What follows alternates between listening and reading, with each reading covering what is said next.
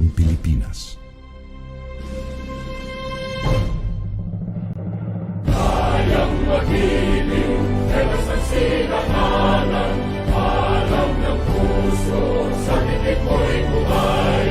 Lupang hinirang, kuya ka ng mag-ibig, sa mandulupin, di ka pasisingil, sa nagatak tutok sa simoy at sa langit mo bagaw, ay ginatang tulad, awit sa pagkayang minamahal, ang isang lang matawad mo'y tagumpay na nag-iibig, ang bituin at araw niya kailan ang may iwag-ibig.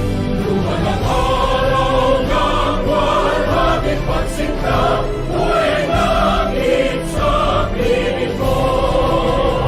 Ang ligaya na pagkay mga amin, ang mamatay ng dahil sa'yo.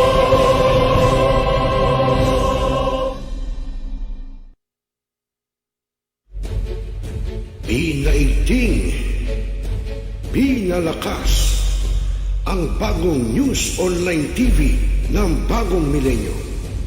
Millennial Online TV, ang katropa mo sa pagbabalita.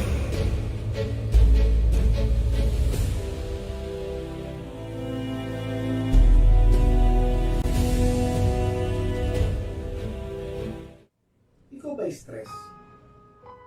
O may dinaramdam? O gulong-gulo na talaga isip mo? Tumutok lamang at panoorin dito sa Millennial Online TV. May tuturo po ko sa inyong isang paraan upang maibsan at mabawasan niyang problemado ninyong pag-iisip. Ito ay ang Tai Chi Learning Series. Sana po tumutok po kayo at abangan niyo po tuwing Sabado po ng umaga yan. Dito lamang po sa Millennial Online TV. Salamat po! Hanap mo ba ay Unwind Ventures? Tara nang mamangha sa mga tanawin.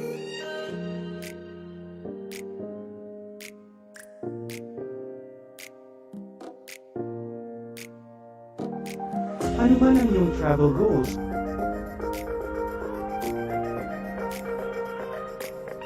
Dadalhin namin kayo.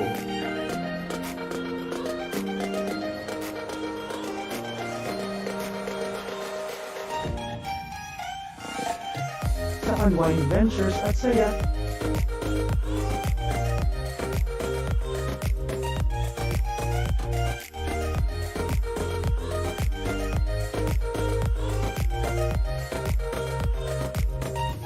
Dito lang sa Wow Biyahe.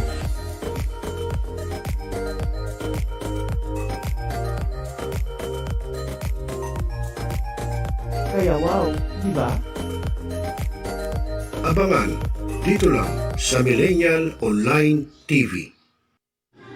Barangay, pangunahing unit ng pamahalaan lokal kung saan dito pinag-uusapan ang bawat sigalot ng mga residente ng bawat barangay.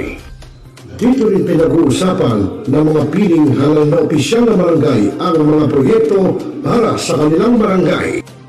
Kumustahin natin ang panunungkulan ni Kapitan dito sa Dama Barangay sa Millennial Online TV Worldwide, ang katropa ng bawat barangay. Ating tinatapos ang ating pagpupulong.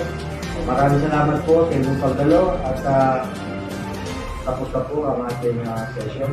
Enjoy na po tayo.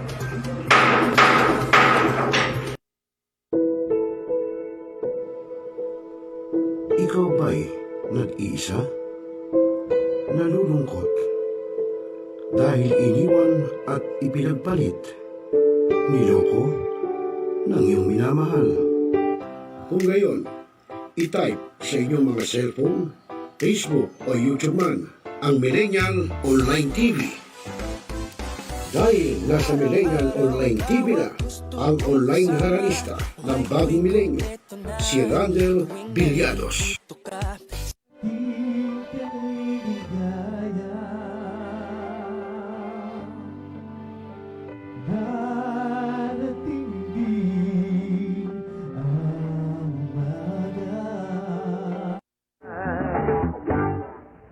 Naninigas ang aking katawan kapag umikot ng plaka. At haharanahin kayo ni Randel ng iba't ibang awitin para maibsan ang inyong inip at kalungkutan kahit nasaan man kayo. Hanggang sa tumanda. Come on!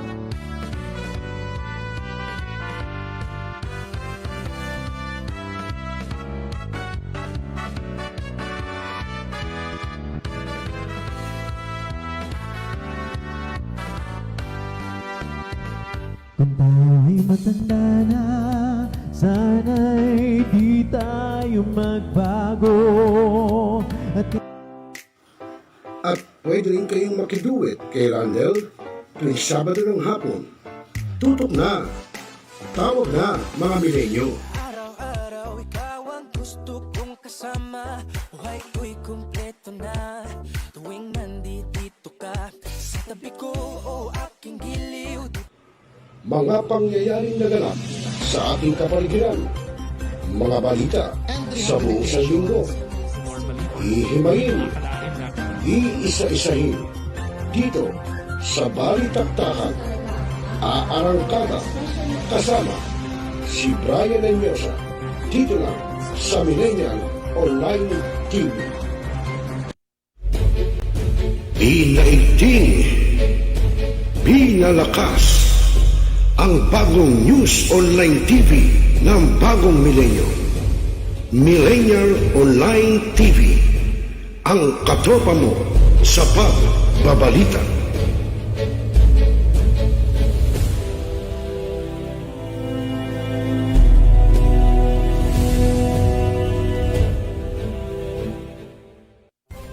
Mga katropa, ako ang inyong lingkod, Brian Anyosa. Samahan po ninyo ako sa panibago nating programa dito sa Millennial Online TV, ang Balitaktakan, kung saan pag-uusapan natin ang lahat ng mga balitang bumabandera sa isang buong linggo at mga impormasyong dapat ninyong malaman. Paano kami mapanood?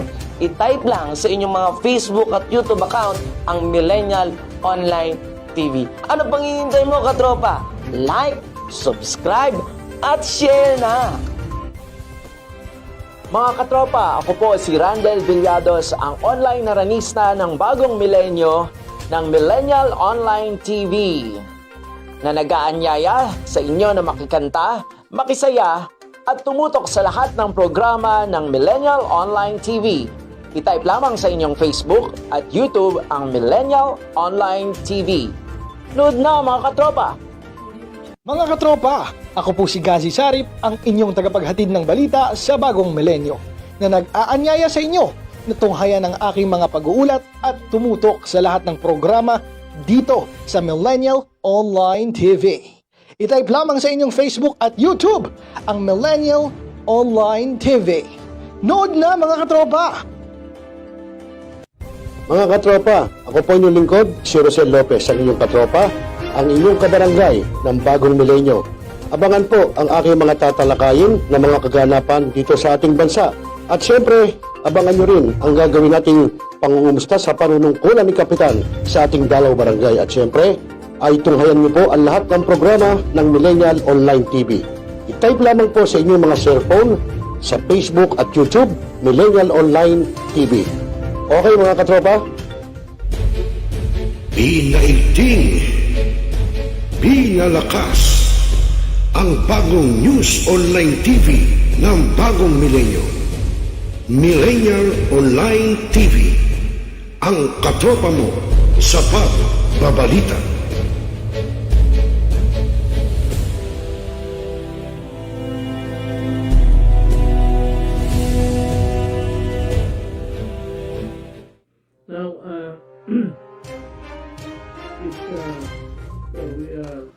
Talakayin, revisahin, opinyon, palawakin, aksyonan. Kasama si Rosel Lopez, ang inyong katropa, dito lang sa Millennial Online TV, ang katropa mo sa pagbabalita. Babalita. Ako'y di mapakali, gustong mahawakan ng iyong mga kamay. Okay, ayun. Naku, magandang Sabado po sa inyo, pero para makulimlim, ano, Joshua? Ano? Okay, sa mga kaibigan, oras sa hudyat, alas 4:48 po ng hapon, Philippine Standard Time. At siyempre ngayon po ay isa sa inyo na ang programang Dalaw Barangay. Kailangan pa, alam mo na Pero ngayon hindi muna tayo mangungumusta sa mga panunungkulan ng ating mga kapitan o ng inyong mga kapitan, no? Dahil may mga issue ngayon na dapat pag-usapan natin dahil alam nyo, mag-e-eleksyon na.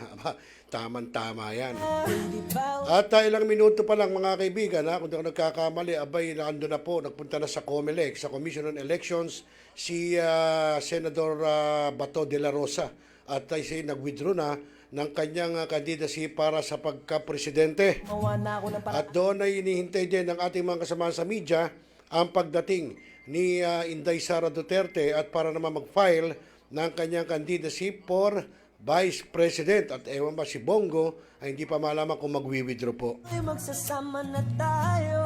Malapit na Yan ang sinasabi ko po yung substitution, no? At nakakapanayan po kanina ng ating mga kapatid sa media, to si General Bato, yun daw kanyang pag-withdraw ay yun daw ay desisyon ng partido, no? So yun po ang sinabi at tinanong nga siya na hindi naman daw sila magkakalaban ni Inday Sara dahil Vice Presidency ang tatakbuhan ni Inday Sara. So ewan natin kung ano mangyayari pa. At may sinasabi rin, ano, na sinasabi doon daw sa cancellation ng BBMs, ng COC ni BBM for President. And tanong, sino ang talagang PDP laban? Yun po ang mga ano na yan. Yan po ay mamaya, doon naman sa Report to the Nation ng National Press Club ang itutungay natin sa inyo. Lagang Pilipina, Bakit ganito? Ikaw lang gusto, ngiti mo sapat, masaya na ako. Bakit ganito? Ikaw lang gusto, dalhin kita. Yan ang sinasabi ko, no? Hindi malaman, sabi, kung magkakatandem, sana matuloy na nga BBM tsaka Sara. Pagka yan na nangyari, palagay ko wala na magiging problema Pilipinas dahil ang parehong yan, yung dalawang yan, ay walang nasa isip po kundi mabigyan ng magandang kinabukasan ang bawat Pilipino at syempre pagyamanin ang bansang Pilipinas. Okay, so mga kaibigan, ako pa rin ninyo magiging kasama, ka-jamming, ka-tropa, ka-Dower Cats, ka-TFC, syempre dito sa programang Dalaw Barangay, Rosel Lopez.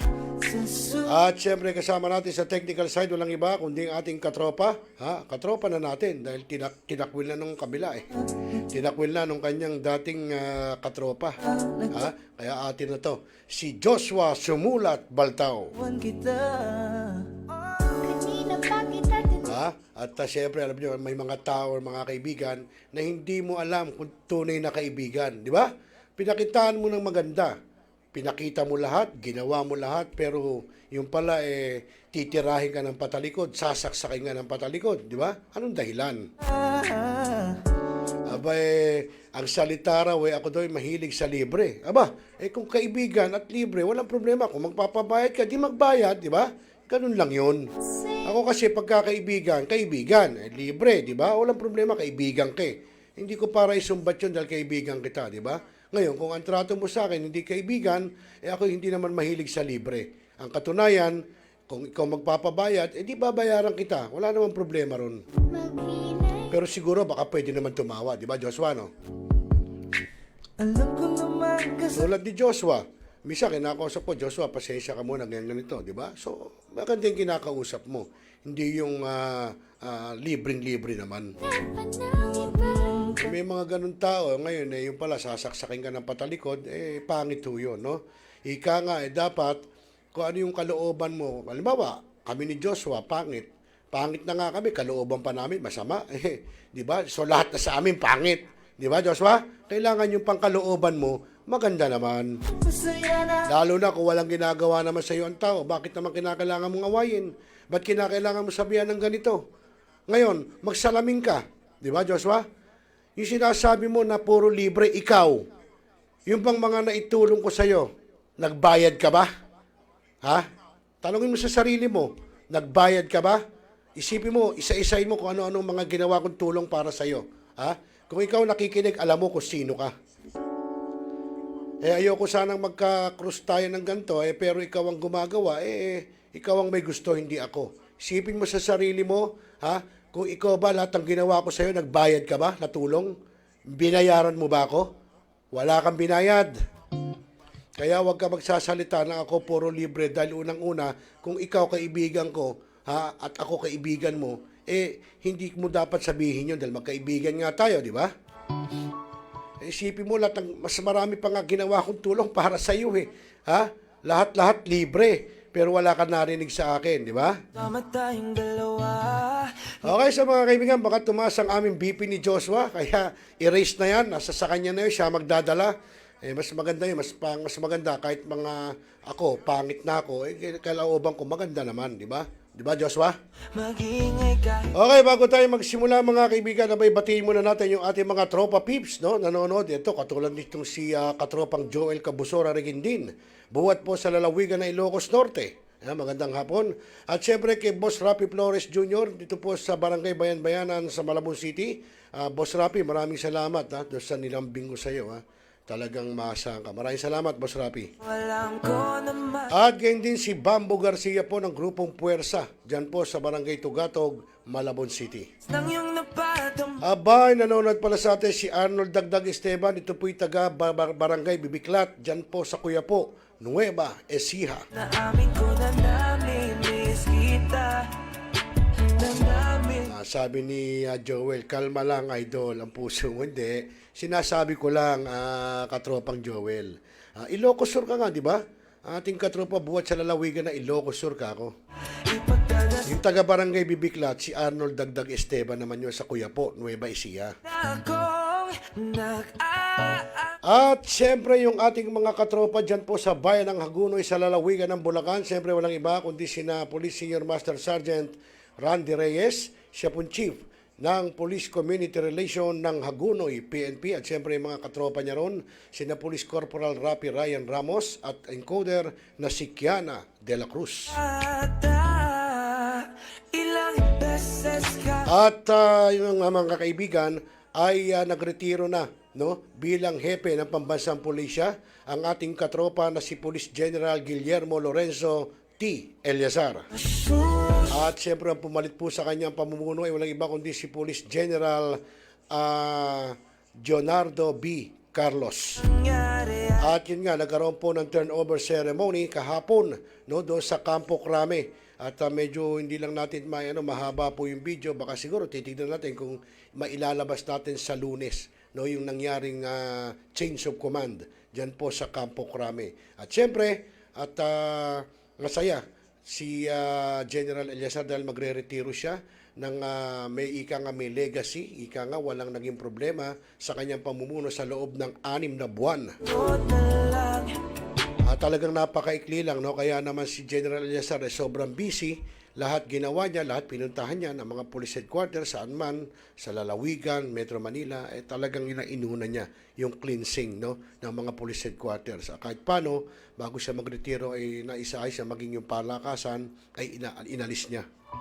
Sa susunod na lahat. At tayo naman po, at yun nga, doon sa turnover ceremony, at ang sinabi naman po ng kanyang kapalit, si Police General Carlos, ay kanyang pagtutunan ng pansin yung kalusugan naman, yata, kung di ako nagkakamali, ng ating mga kapulisan, at siyempre mga tao, lahat-lahat po, yun ang pagtutunan niya ng pansin, dahil po, nasa pandemya nga tayo.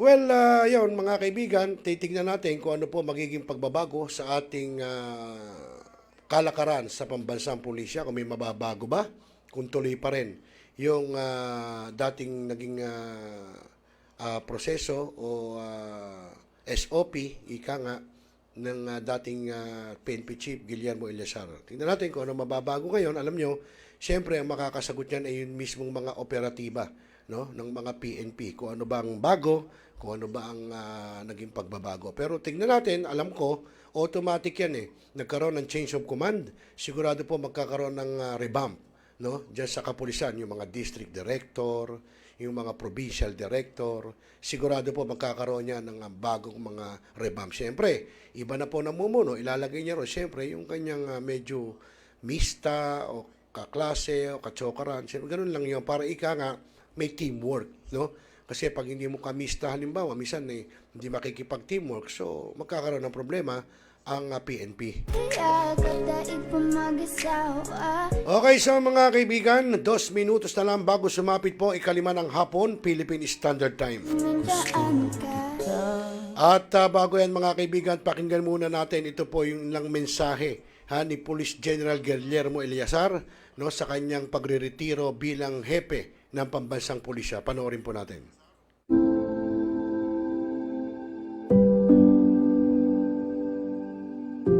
This event is the last official function prior to my retirement.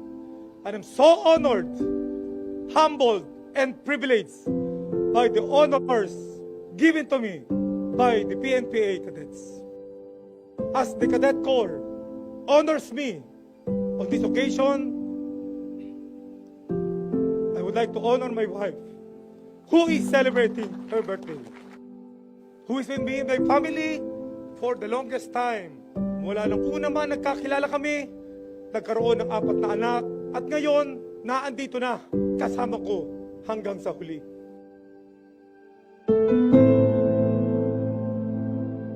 Maraming salamat sa pag-iisa, maraming salamat sa paniniwala at pagtitiwala sa ating organisasyon at sa akin, at maraming salamat sa hirap at sakripisyo sa nakaraang panahon, partikular sa nakaraang 6 na buwan. I have been always guided by 2 simple yet powerful lessons I learned from my parents.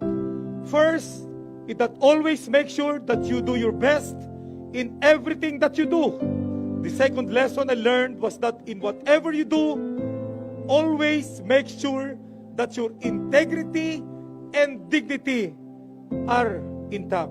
Ang apelyido na nakalagay sa inyong uniforme ay simbolo ng inyong pamilya at angkan.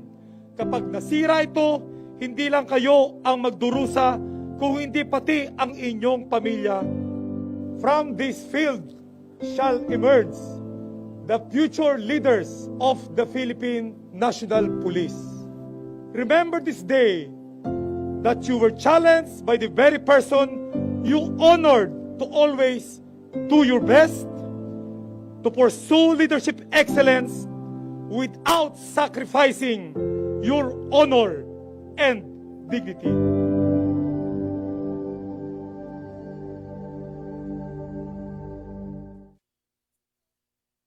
Kahit nagising wala rin kung pagising ko, kaya bagay ako na magmahal. So yan po mga kaibigan.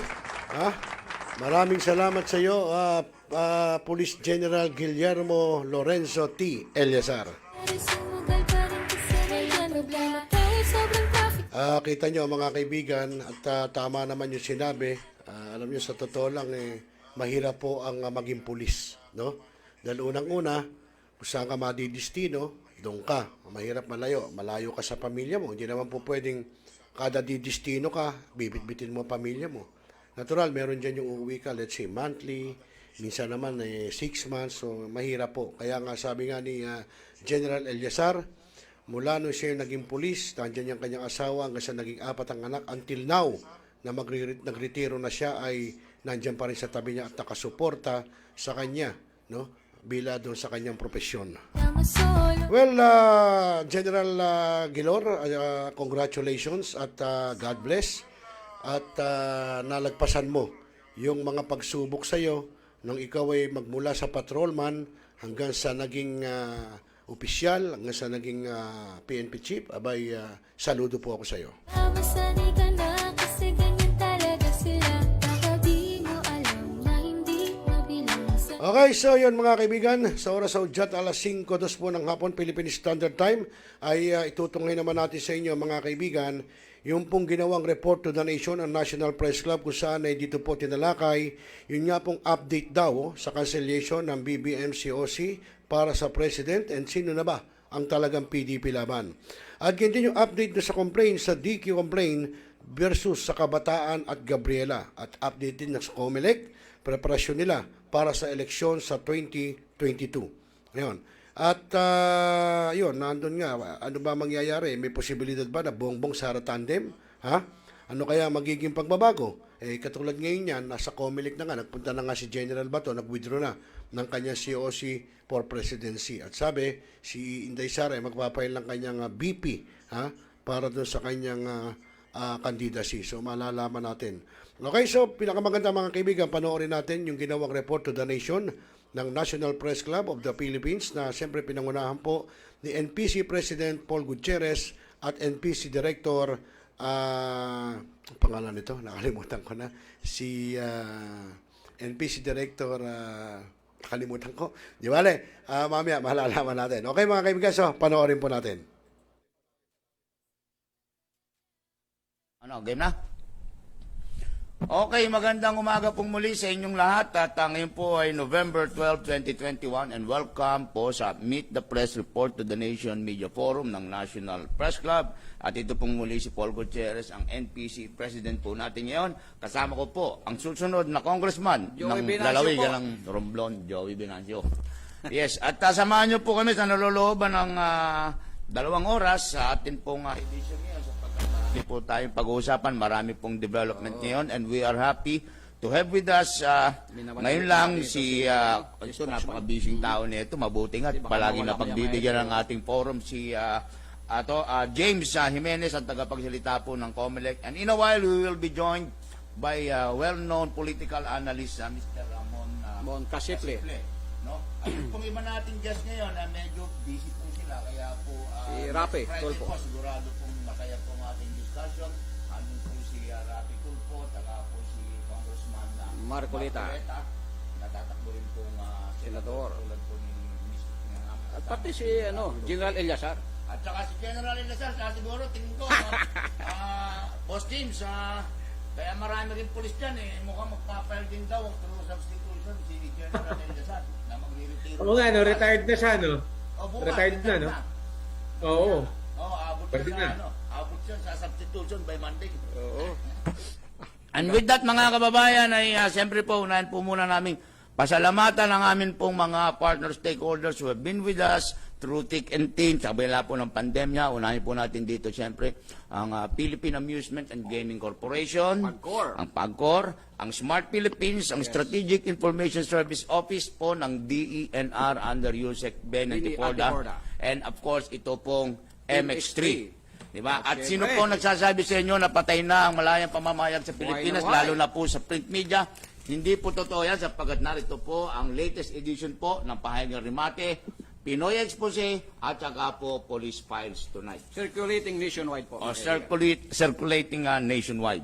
At with that, thank you Boss James Jimenez for again allowing us na makasama ka dito sa ating programang Meet the Press Report to the Nation Forum. Before tayo pumunta siguro dun sa mga masusustansyang topic na gustong malaman ng ating mga kababayan, unahin muna natin, how is the preparation ng COMELEC ngayon, Boss James, and of course, kumusta yung naging resulta ng ating registration ng mga botante? Yeah.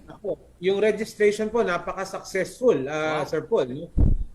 Sa ngayon, ang tala natin ng mga botante, baka umabot na tayo ng 64 to 65 million. Darating na sa darating na eleksyon. Kung matatandaan ninyo, noong 2019, 61 million lang tayo. So, maganda ang naging resulta. Doon sa extension, marami pa ang nadagdag natin, mga paunang estimate natin lalampas ng 400,000 pero may mga estimate ngayon na parang mukhang umabot ng hanggang halos 1 million ang nakahabol. So talagang napakarami po nang na-accommodate natin. Sa tingin ko, hindi na masasabi na may na maraming na-disenfranchise kasi napakarami po talaga ang nagparehistro. Again, ang estimated natin sa 2022 baka umabot tayo ng 64 million. 64 to 65 million. Very good. Yes, so Boss James. Oo. So yan, sigurado naman na hopefully ay magiging maganda ang turnout by next year, Boss James. Nung bang last election natin, 2016 and 2019, in terms of percentage, ilan ang actual turnout? Ang turnout po natin nung 2019, mga 76 to 77% lamang. Okay. Medyo mababa. Pero nung 2016, ng presidential elections, umabot tayo ng 81%. Ba? So, normal naman kasi yun sa atin na kapag midterm elections, medyo mababa ang turnout natin. Pero pag presidential, talagang umaakyat. No? This time, again, presidential. Pangalawa, medyo excited na mga tao bumoto dahil sobrang polarized ng ating electorate. Hindi namin, mas mataas pa lalo ang voter turnout. Okay, thank you. Thank you, Boss James. Ikaw, may tatanong ka, Boss Joey? Sige, ikaw na. Umpisa mo na. Yung atin pong mga kasamaan, by the way, I'm sure marami pong nakatune in sa inyo ngayon.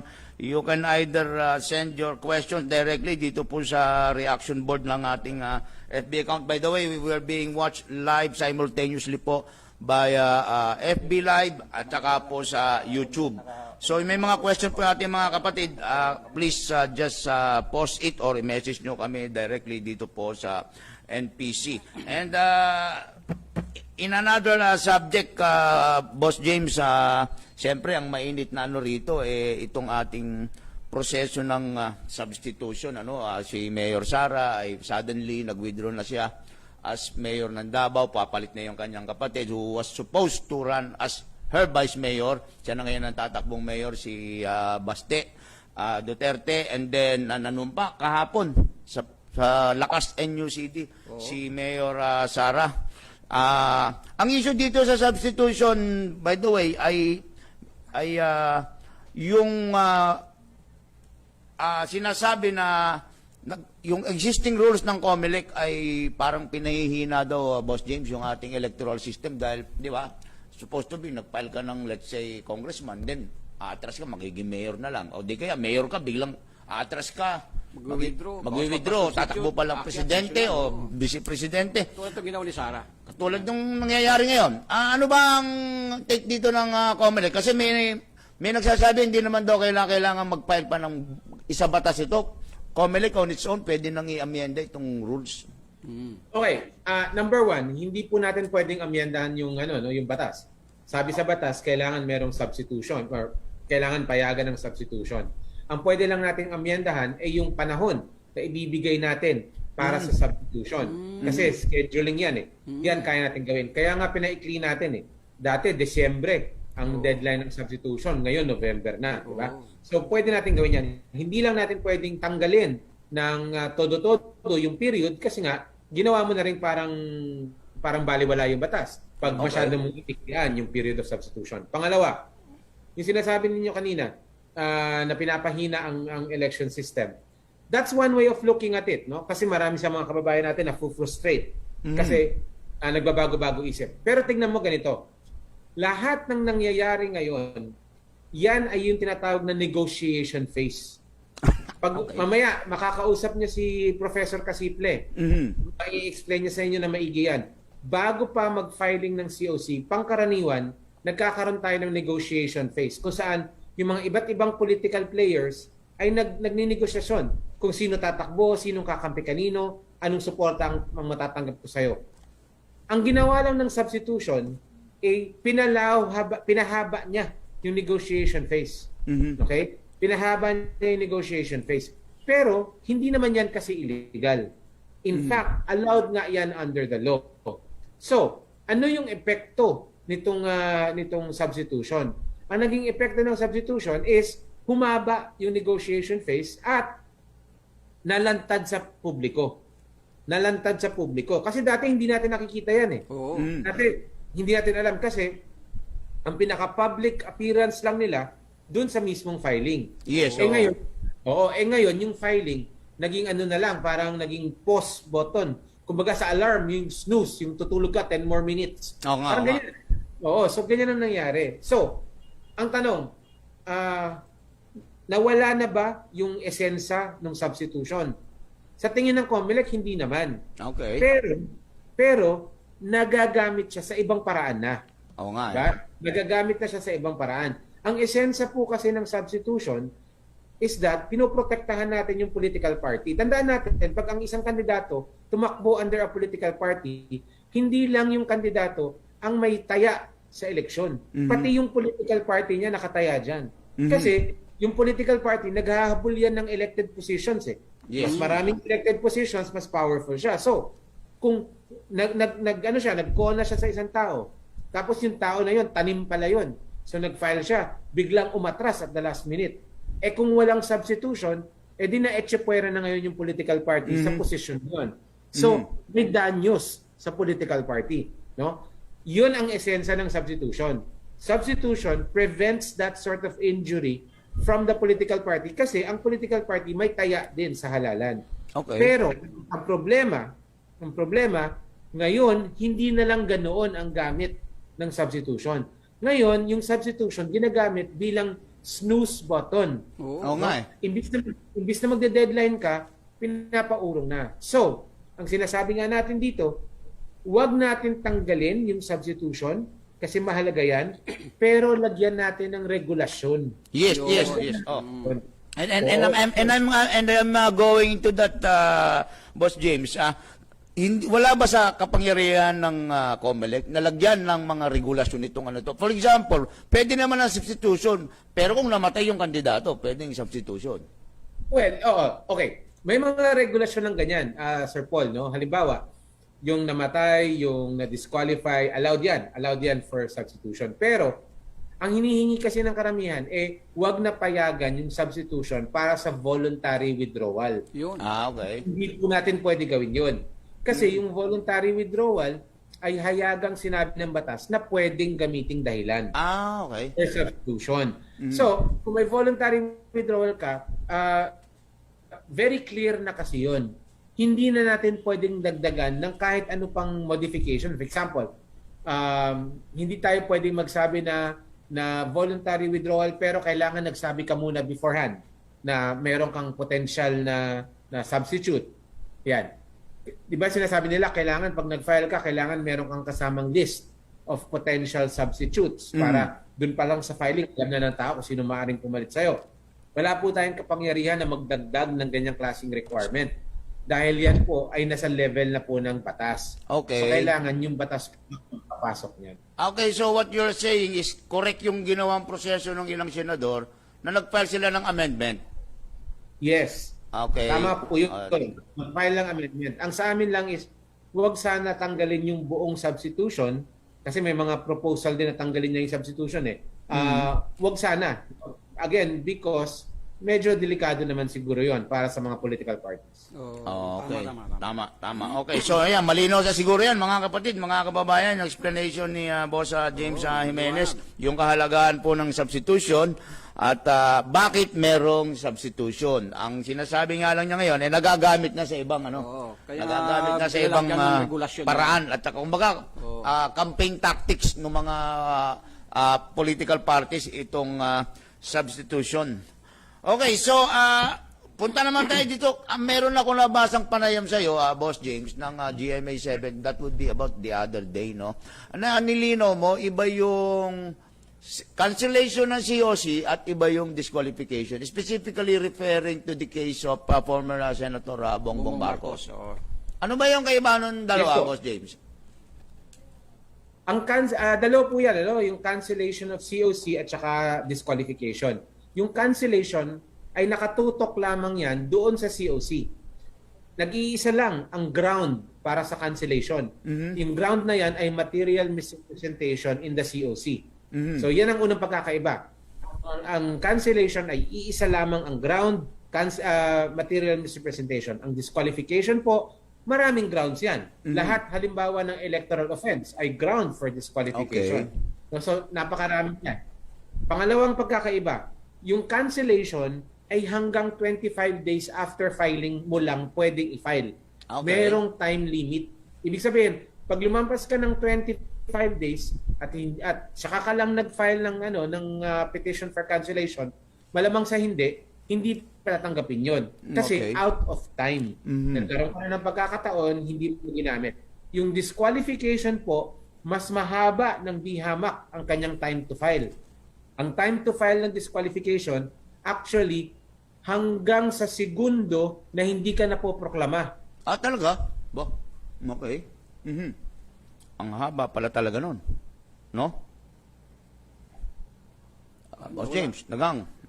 Sino bang nagka-problema? Sino may problema? Tayo? O si Boss James? O, naghang na. Siya? Siya may problema? Oo, mukhang Okay. nakabayad ng ng mukhang- internet si Boss James. Kasi magandang yun, nandun na pala sa si Pangulong Lakay. Oo. Magandang issue to kasi particularly dun sa ipinal kay Senator Bongbong, Boss Joey, di ba? Oo. Iba pala yung COC cancellation sa DQ. DQ, hanggat di ka na po proclaim, pwede kang habulin. Oo, mahabang proseso yata. Mas marami. Oo. Grounds, maraming grounds pagdating dun sa disqualification. Sa cancellation, madali. Oo, isa lang yung material misrepresentation yung sinabi na ikaw diniklara mo ron, babae ka. Oo. Lalaki ka naman eh. Oo nga. That is material misrepresentation. Di ba? Pwedeng Gusto rin natin may tanong kay Boss James itong yung mga marami kasi kandidato ngayon sila ay nahatulan na ng ombudsman pero nagpa-file pa rin. Tulad ni si Pichay, pinapakansila yung niya COC? Yung COC niya dahil nga na siya sa ombudsman, convict na siya ng ombudsman Even Gwen Garcia, siguro. Diba? Ganito po yan. Yes po, ganito po yan. Sinabi nating conviction, ang ibig sabihin ng batas yan, conviction sa korte. Conviction sa korte. Ibig sabihin, nahatulan ka at dumaan ka sa appeals process. Ayun. So, usually, hanggang Supreme Court or Court of Appeals, basta natapos yung kaso na nagkaroon ng pagdinig sa korte. Ang ombudsman po ay hindi pa po yan korte. Parang ang ombudsman, parang parang prosecutorial office yan Piskalya lang. Okay. Oo, sa kanya lang yan. Tapos kakasuhan ka ng ombudsman, di ba? So, oo. So, korte yan. So, from ombudsman, ililipat ka niya sa Sandigan Bayan. Diyan, pag nagkaroon ka ng conviction, tapos na-affirm, yun ang final conviction na tinatawag. Kailangan sa korte. Okay, at balikan lang natin yung discussion kanina.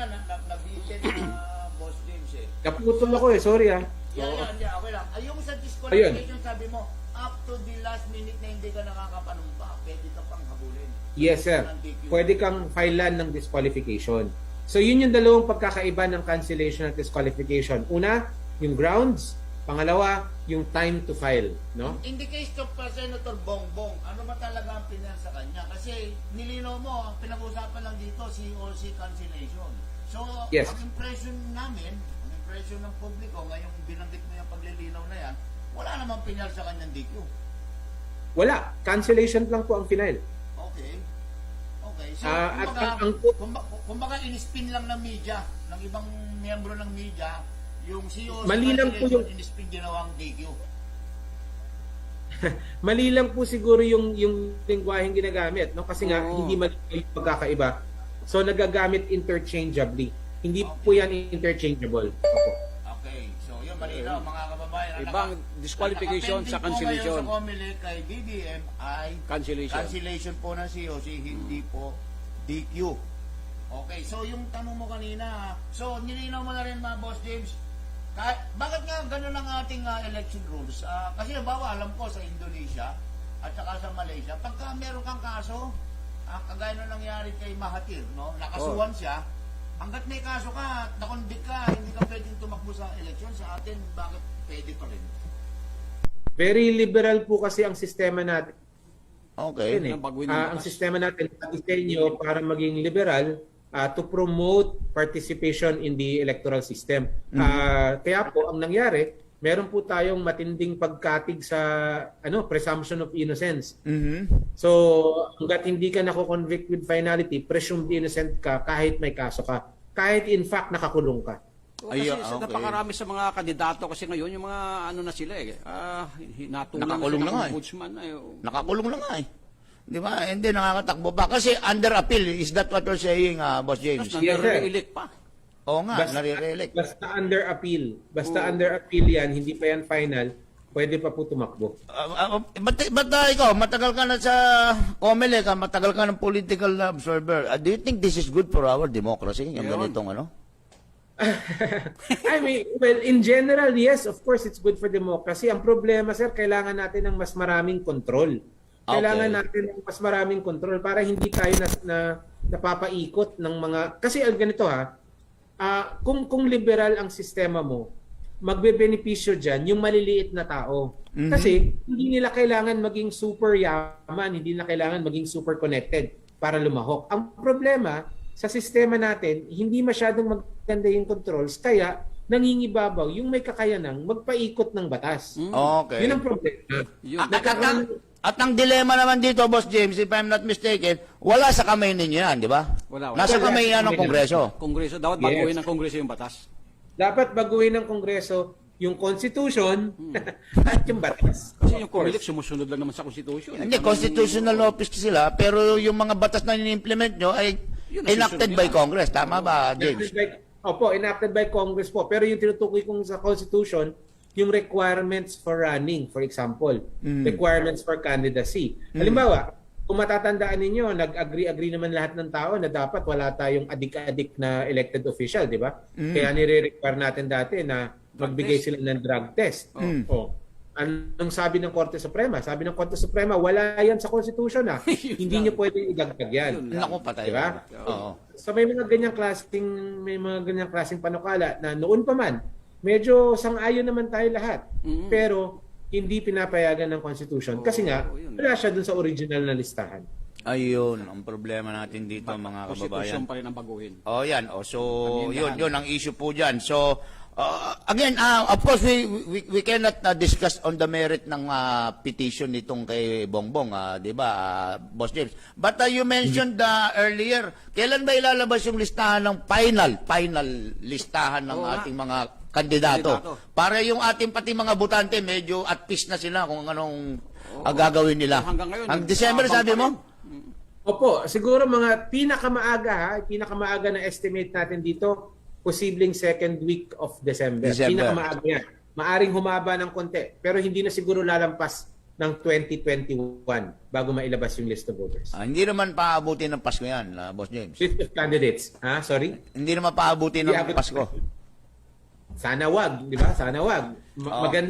Maganda kung iba na iniisip natin sa Pasko. Oo nga. At you mentioned hindi lang naman kaso ni BBM, di ba, actually. May ilan ba nire-resolve na issue ngayon ng COC ng cancellation ng COMELEC? Marami, sir. Mga 90 plus ang 90 plus. Cancellations. Marami po kasi cancellation hindi lang sa mga big name candidates, pati sa yung mga kandidatong first time natin narinig or napakarami po. And then, dagdag mo pa dyan, yung mga motu proprio na kaso natin na kami ang nag-file dahil nga sa tingin namin ay nuisance yung kandidato. So, medyo marami pong nire-resolve. Yung docket nga lang ng isang division ay halos 200 na cases na So, marami yan. Okay. So, let's put it in the proper context para naintindihan ng ating mga kababayan kasi ang habol naman kasi natin dito, maintindihan nila na sasabihin, ano ba naman yung COMELEC, ang tagal mag-decision. Di ba? Isang COC cancellation lang pinag-uusapan. To be correct about it, ay mahigit 90 ang COC cancellation pa lang. Yes, sir. Mahigit 90. And all other election-related issues, mahigit 200. Mahigit 200, yes, sir. Ayun. And you are trying to resolve all of these things by December, second week, the earliest. At the earliest, sir. At the earliest. Kasi ang pinaka-pressure sa atin ngayon ay mag-release ng official candidates. Yes, so, yes. Kailangan natin masala yung listahan. Napakarami po nang nag-file ng mga COC. No? So, yun talaga ang pukpukan dito ngayon. So it would be unfair for some quarters and even the public to accuse you na pabanding-banding lang kayo dyan, di ba?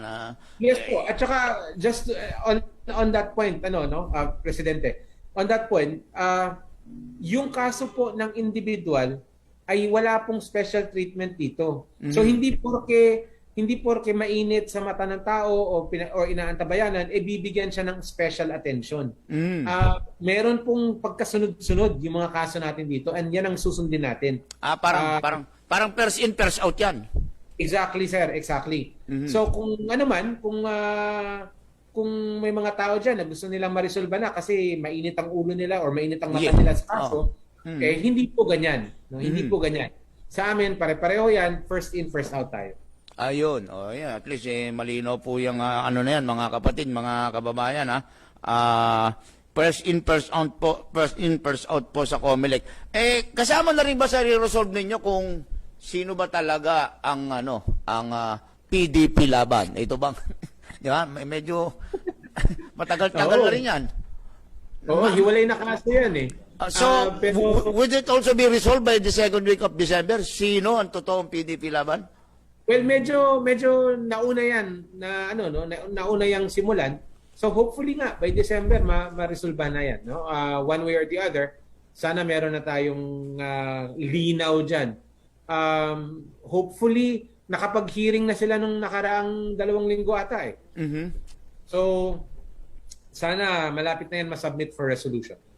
What would be the impact ba? Just for the education of our people, Boss James, and yung ibang mga nagmamagaling sa politika, what would be the impact kung let's say yung isang faction dineclare yung fake o hindi yun ang accredited ng COMELEC?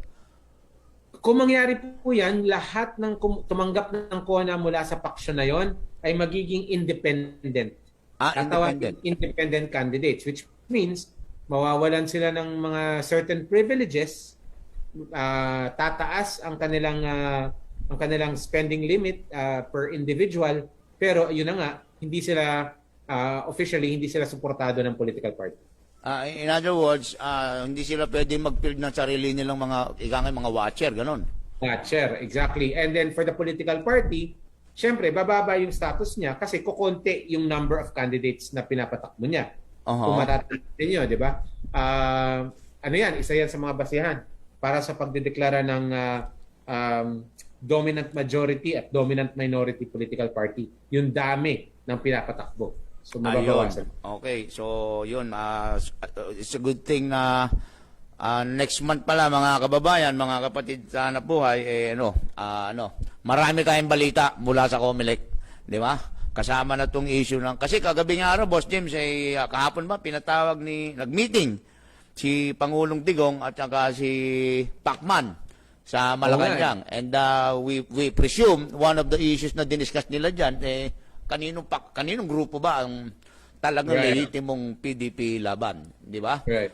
Oo. So, dito naman sa issue ng Kabataan at saka Gabriela, ang tagal na nito yung actually Gabriela 2019 pa to nakapile. Oo nga sir hindi ko din alam kung ano ng status niyan, pero wala pa kaming nai-issue na order tungkol diyan, no? I can only expect na meron pa kasing mga motion na kailangan i-resolve. Kasi pag nagkakaroon ng disqualification hearings, nagkakaroon din ng mga iba't ibang motion yung mga partido, no? So kunyari, hihingi ng particulars, hihingi ng ganito, hihingi ng ganyan. So I can only assume na meron pang mga hindi tapos sa usapin na yan. Ang alam ko, hindi pa deemed submitted for resolution yung kaso. Okay. But itong Gabriela ba, tsaka Kabataan, they are all still under the present list, qualified pa rin sila mag-participate dito sa election? Yes, sir. Alam ko, accredited pa po sila. Okay. And alam ko, nag-file sila ng manifestation of intent to participate. Okay. Okay, sige. With that, yun, malinaw, mga kababayan. Yung ating mga kasamahan sa media, kung meron po kayong itatanong, ibato na po ninyo hanggat may time po si Director James Jimenez. Kasi ang hirap na pong mahagilap ngayon nito. Yung huling statement niya, sinusundan ko na lang din sa website, sa online. Di ba? Sorry naman. Pero yun pa rin mga cellphone number mo? Opo, yun pa rin po. Dami lang tumatawag, pasensya na. Okay. Kasi kita ko si Lakay. Lakay, meron ka ba itatanong, Lakay? Wala kang boses, Lakay. Lakay, naka-silent ka yata. Wala. Hindi, Lakay, nakamute ka ba? Nawala. Nawala si Lakay. Okay. Wala. Okay, wala pang itatanong si Lakay, mga kababayan. So, i-sum up lang natin as of today, maganda po ang resulta ng ating registration, extended registration na nagtapas nitong nakaraang buwan ng Oktubre. Aabot po tayo sa between 64 to 65 million registered voters, and sabi nga ni Boss James, beyond expectation din yung mga bago nagparehistro kasi umabot pa ng halos from 800 to 1 million new registrants. Tama ba yun, Boss James? Nawala rin siya. Oo. And then, sabi nga po niya, lilinawin niya, wala pong ipinail na DQ laban po kay Senator Bongbong Marcos. Lahat po ito ay COC cancellation. Napakalaki po ng kaibahan po niyan. Sapagkat sa COC, ang aalamin lang po ng COMELEC ay kung merong material misrepresentation during the filing up of the candidacy, certificate of candidacy ng isang kandidato. Yun pong DQ, at yung COC, you only have 25 days para po magreklamo.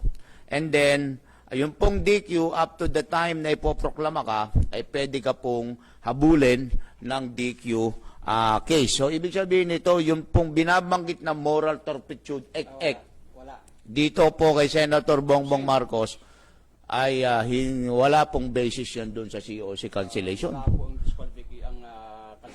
Nakabalik na ba si Boss James? Wala pa rin. Ay, yun po, ang malaking kaibahan dyan. And, yan, Boss James. Yun, nakabalik ka na. Nakabalik ka na, Boss James. Nire-revise ko lang while you're off the air yung mga binanggit, nire-review ko lang yung mga binanggit mo kanina. Sabi mo nga, yung COC, you only have up to 25 days kung gusto mong ireklamo yung kanyang COC. And one thing lang ay i-consider nyo dyan, yung material misrepresentation doon sa kanyang aplikasyon. At samantalang yung DQ, ito sabi mo maraming grounds dito. Dito na siguro kasama yung sinasabi nilang moral turpitude ni Senator Marcos.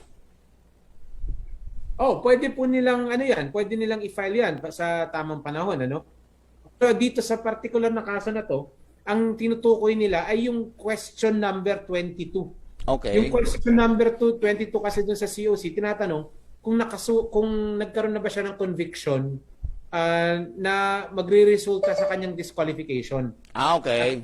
Ang sagot ni Senator Marcos ay no. No. Ang argumento ng mga petitioners, kung hindi ako nagkakamali, is that yes, dapat ang sinagot niya. Kasi nga merong conviction for failure to file income tax, etc., etc. So diyan po nag-re-revolve yung kaso. Okay. So ayan naman ang i-resolve ninyo. Di ba? Yes po. Okay. Actually, pag na-cancel yung COC niya, matik, di ba? Hindi rin siya, para na rin siya na-DQ. Di ba? Kasi hindi siya pwedeng tumakbong Right.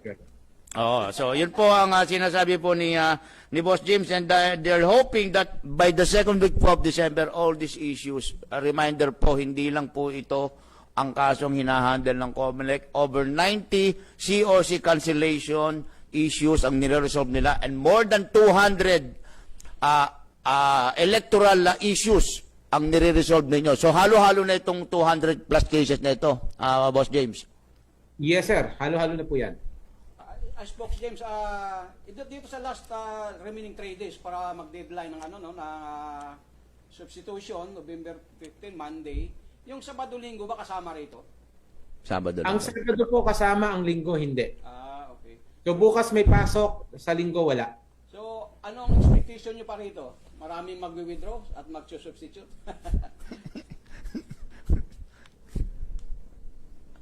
Hello, Boss James. Boss James, ano daw bang inaasahan nyo rito batay sa trend, ika nga. Ano bang nakikita mo diyan? Oo, sa tingin po natin magsisiksikan sila dito sa 13 at 15. Diyan kasi ngayon nakabantay kami, wala masyadong nag-anap ngayon eh. So, last day, siguro, last day. Yes, kaya nga ako kanina nagulat din ako. Akala ko may pamisa doon sa Manila Cathedral, yung pala doon lahat sa Comelec yun. Yes po. Karami, yung tanggapan niyo po ba bukas hanggang hating gabi? Ay, hindi po. 8 to 5 lang po tayo. Yun. Okay, sa ating po mga kasamahan, si Lakay kanina nagtatanong, wala namang audio.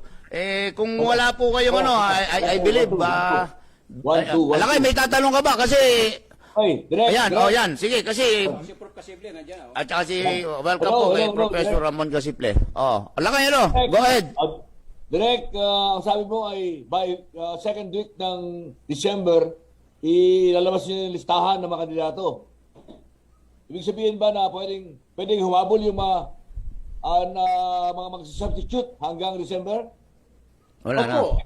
Kung yung mga magsa-substitute po, kasama na yan sa official list of candidates kung sila ipapasa bilang kandidato. Because remember, after November 15, tuloy-tuloy ang pagsasala natin eh. Diba? Tuloy-tuloy ang pagsasala natin. So, kahit yung mga substitution, kasama yan sa proseso ng pag-i-evaluate. So, kung pumasa sila sa evaluation, definitely, hahabol sila sa official list of candidates.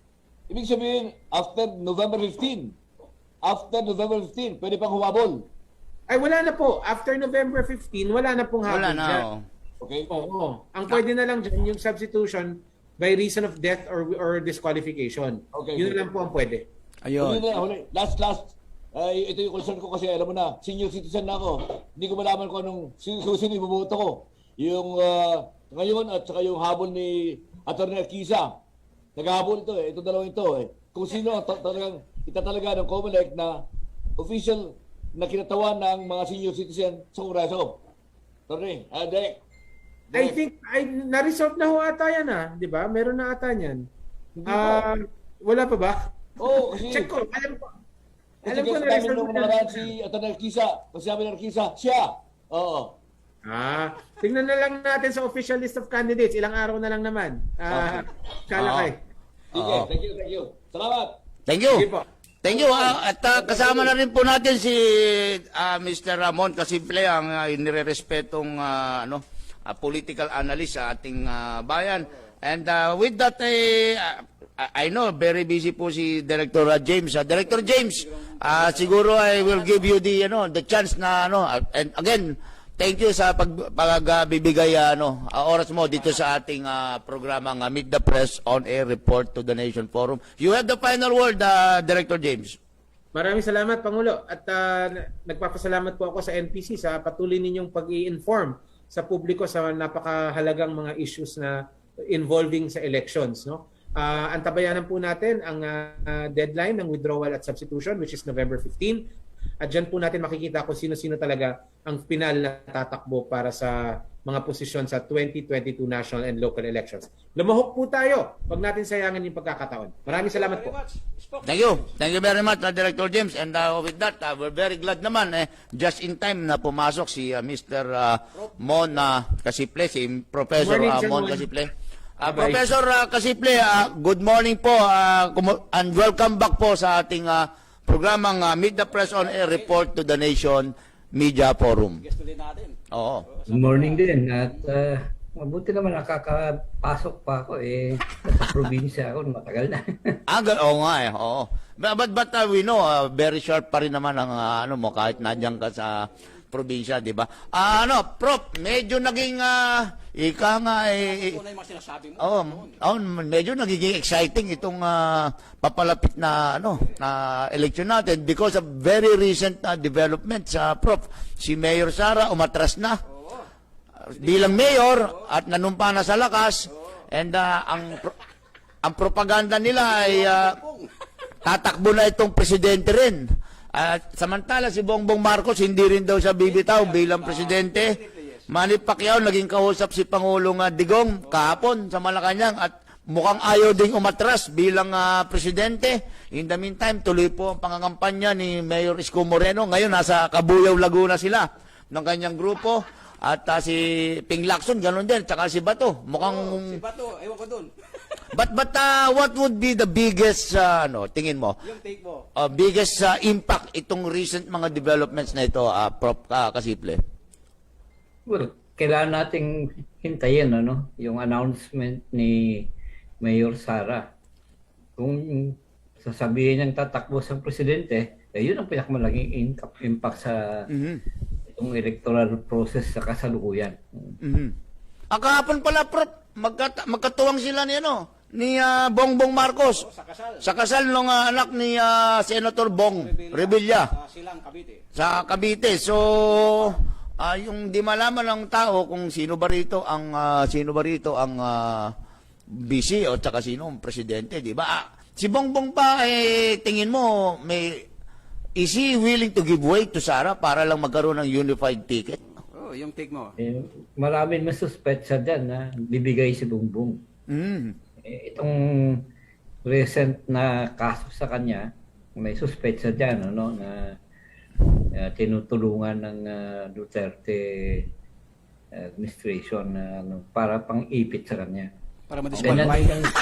Ito na naririnig ko from Comelec at delikado sa Comelec. Actually, yun din ang basa ko, Prof. Ayun, antayin natin, mahirap naman unahan Pero wala, dihado si Bongbong sa negosasyon na yan. Very interesting yung komento mo na yan, Prof. Kasiple, based on what you're hearing on the ground, I would suppose on the ground, itong biglang-biglang pagpapile ng mga kaso kay Bongbong sa Comelec, mukhang may galaw dito ang Malacanang. Ang biglang bitaw din ni Sara sa mayor para mag-file sa Hindi naman siguro Malacanang ang nagsimula niyan, Kundi nakita niya may nag-file, isinakyan niya.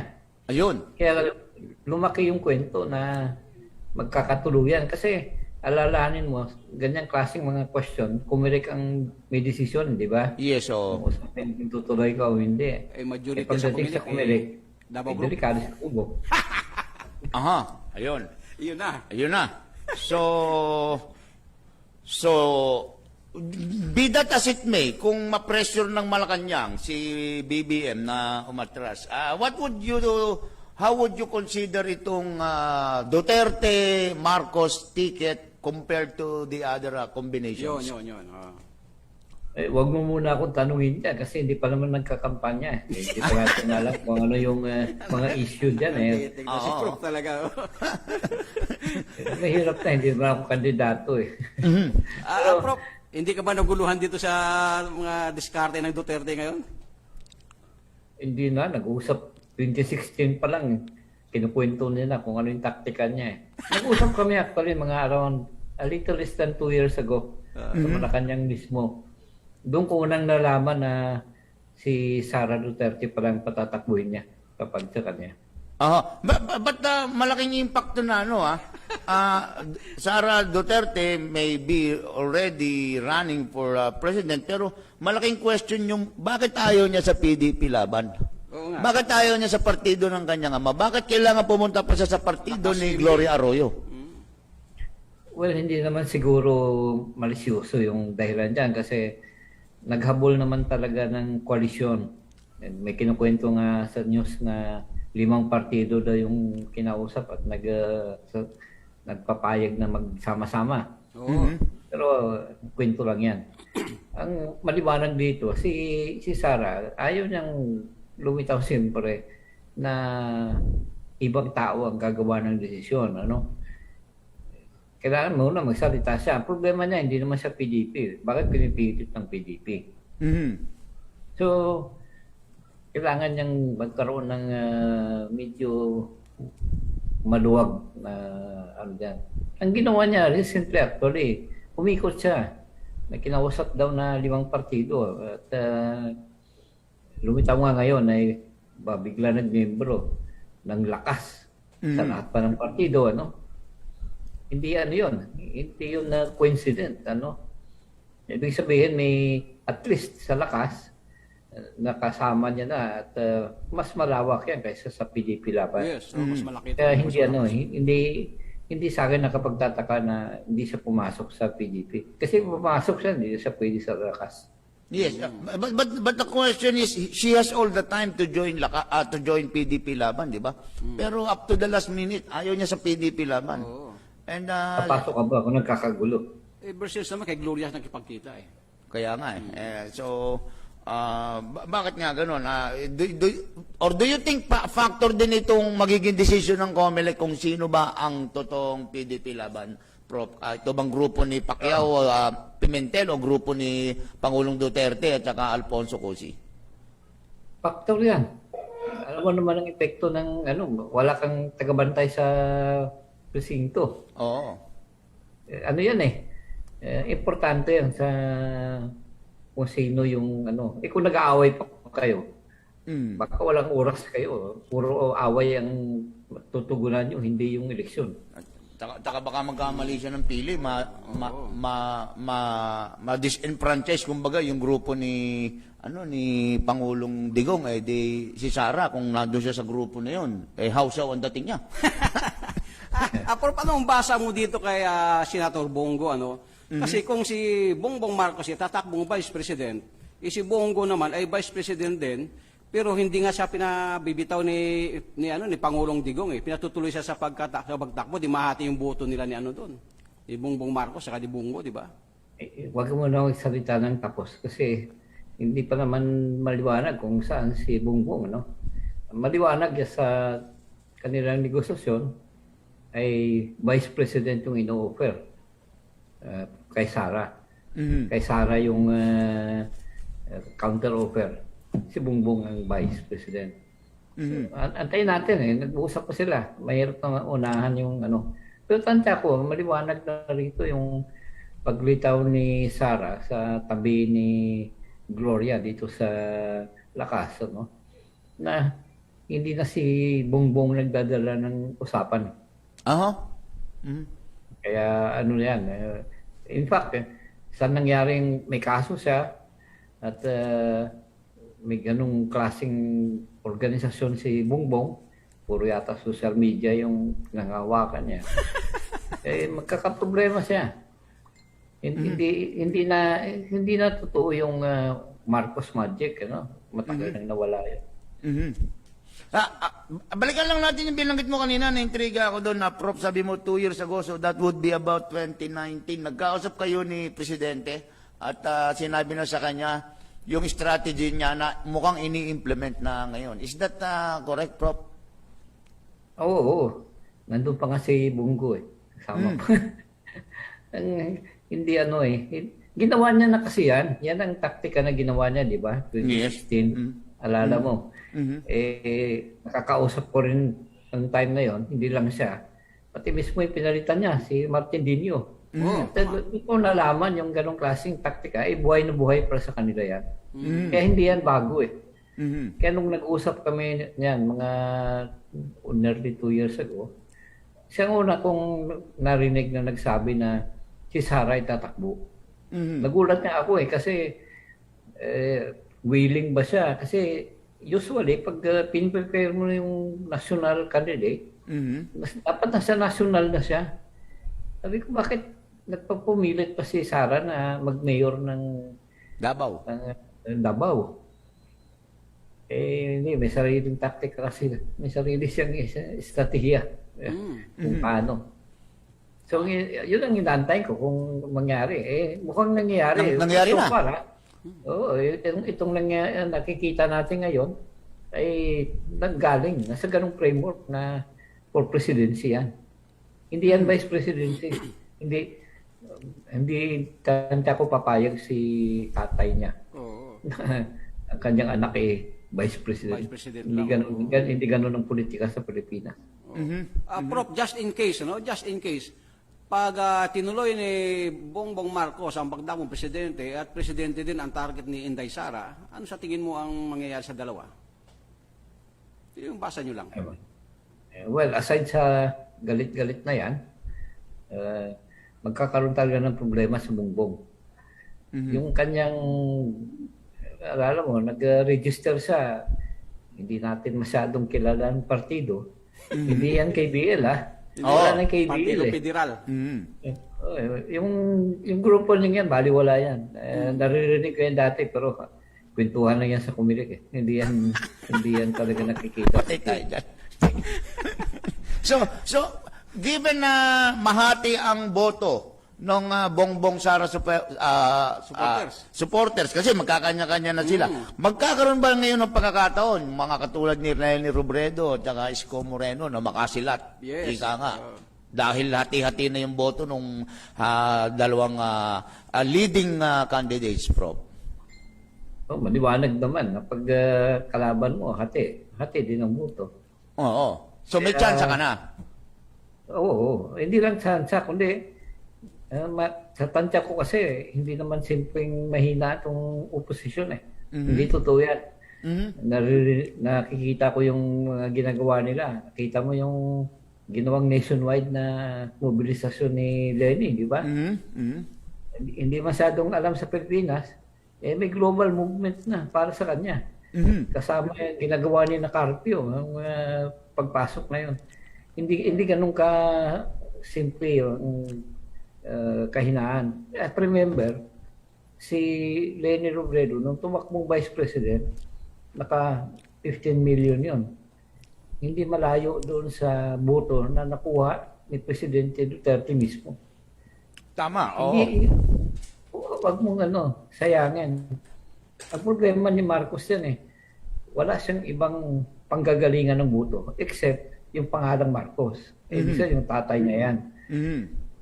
Wala kasi siyang ginawa nung senador siya eh. Yun ang kulang. Paghahanda supposedly yun para sa possible na candidacy nga or president. Ang problema, habang nasa Senado siya, wala namang nakita na outstanding na accomplishment. Kaya may problema ngayon kung paano exactly pupwesto. Hindi, wala sa sa sukatan ko. Presidential bet. Hindi presidential bet. Yung tatay niya. Oo. Hindi si Bongbong. Yan ang problema.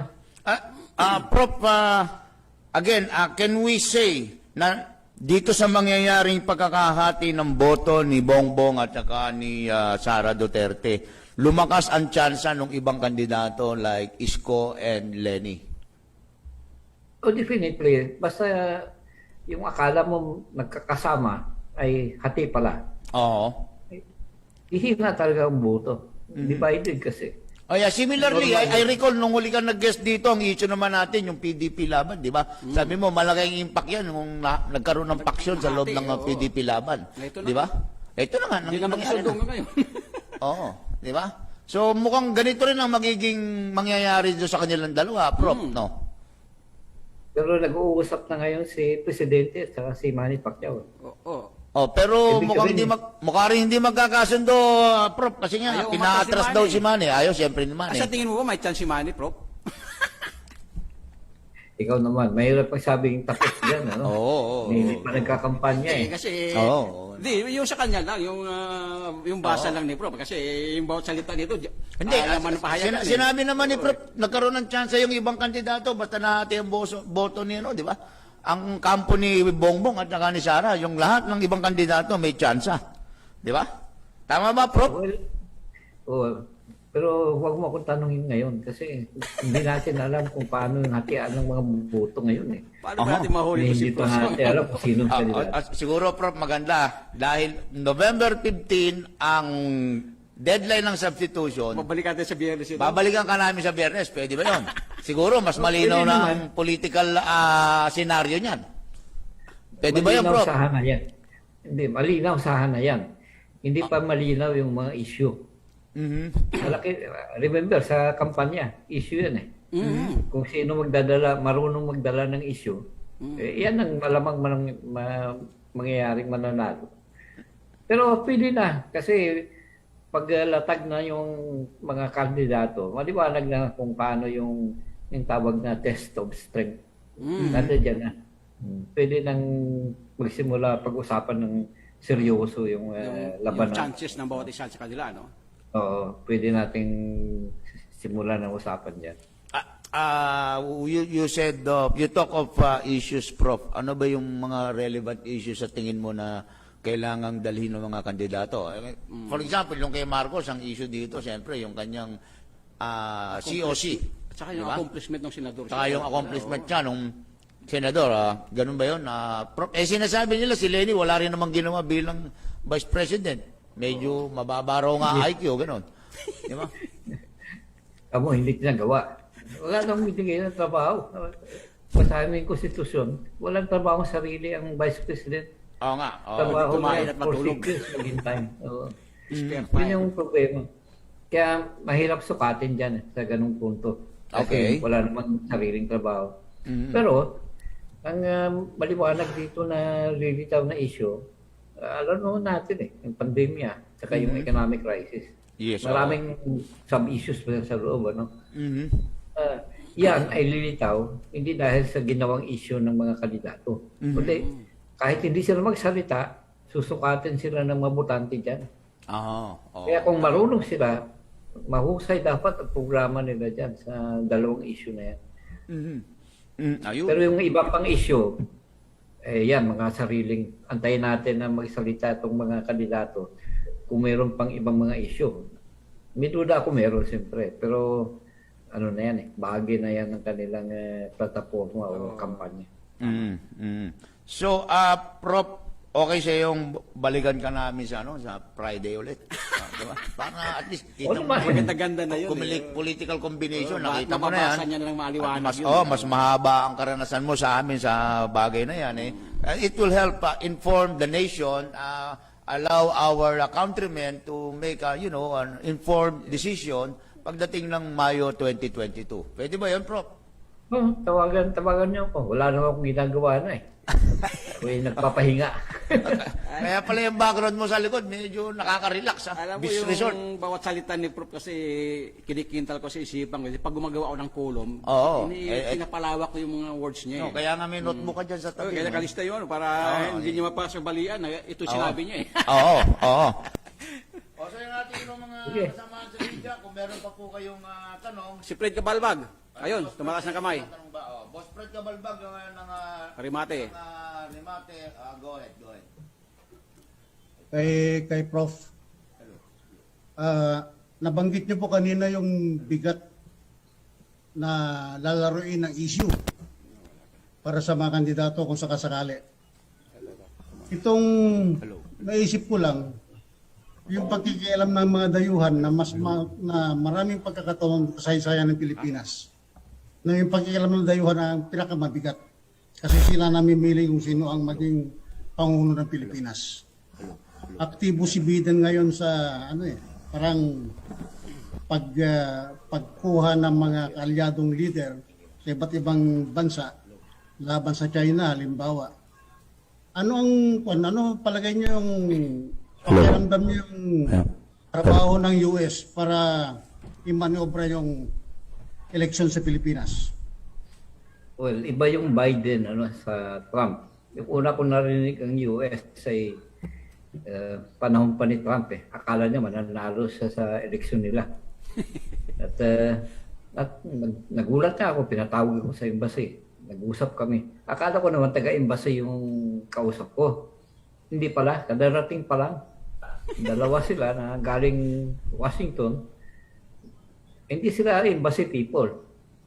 Pero yun ang dating Nagtataka ako, isa lang ang gusto nilang pag-usapan. 2022 election. Sa Pilipinas, hindi doon. Doon ko nalaman na nag-akala siguro ni Trump, siya pa rin ang presidente ng US. Pero ang topic namin doon, yung mga possible na mga kandidato. In fact, sa totoo lang, una ko narinig yung pangalang Isko Moreno. Sa kanila. Nagtatanong sila kung ano tingin ko kay Isko Moreno. Nagulat ako kasi si Isko mayor ng Manila. Pero walang karanasan sa national politics. At hindi naman siya politiko na sanay na, Pero siya pinag-usapan, usapan. Kaya nga pagkatapos noon, nag-research na rin ako, nagtanong ako, ano ba talaga yung milagro dito kay Isko? Nalaman ko, kung makausap na kay Isko, magaling sa mga elite din ng mga businessmen, ano? Halimbawa, at the time na pinag-uusapan yan, hindi ko sigurado ngayon, pero pinag-uusapan yung Isko Moreno, lumitaw yung pangalan ng Ayala, Ramon Ang. Aba, nagulat ako. Kaya pala merong malakas na higing yung Isko na to. Hindi ko alam kung ano ngayon, ano? Kasi nung nagdesisyon naman siya at nagtuloy-tuloy, talo na si Trump. Kaya yung mga pagtatanong niya na Trump people, hindi tayo sure. May bagong team ng US na dumating, ano? Balita ko, January na to, nandito na yung mga tao ni Biden. Iba yun. Democratic Party yun eh. Pero hindi natin alam kung saan sila. May duda ako, pero parang simple, alam mo hindi naman ako itatawag sa embassy ulit eh. Pero yung maliwanag dito, hindi ito papayagan ng Amerika na magkaroon ng gulo sa Pilipinas. Lalo pa sa sitwasyon na nag-arangkada na yung China, no? Oo. Malaking usapin yan. Bahagi ng siguro sa likod ng eleksyon na ito ay maniobrahan. Pagtiyak talaga na hindi makapasok ang China sa bagong administrasyon. So yung mga usapin na yan, ano yan eh. Mahabang topic yan, kaya huwag na nating palakas Parang pa. laban din ng US at China para yung election sa Pilipinas, ano, Prof? Sigurado yan. Mayroong binuo ng alyansa si Biden, ano? Kasama Australia, India, at Japan. Nasaan ang Pilipinas doon? Oo nga. Yung bagong administrasyon, sigurado, ihikayatin niya yan na sumama dyan. So, iba pang usapin yun, pero ibig sabihin, importante sa Amerika kung sino yung mananalo na presidente. Tityakin yan, malamang kanyang, kanyang malapit sa kanya. Pwede. Okay. May question ka pa? May question pa ba si Fred? Boss Fred? Boss Fred? So, malinaw po na malaking usapin yung kamay ng Amerika sa eleksyon natin sa 2022. Kasi kung bakit ko tinanong yan, nangyari na rin yan yung panahon ng martial law na lahat ng mga bansa gustong ipunin ng Amerika laban sa expansion ng komunismo noon. Ang China kalaban ng Amerika ngayon. Kaya ang iniisip ko, magkakaroon sila ng manok dito na kanilang pipinansyahan para maging pangulo ng Pilipinas. At sekundaryo na lamang yung gusto ng mga tao. Kasi kaya nilang mag-impluensya eh. Kaya mag-impluensya na kaya nilang paikuti yung utak ng mga Pilipino.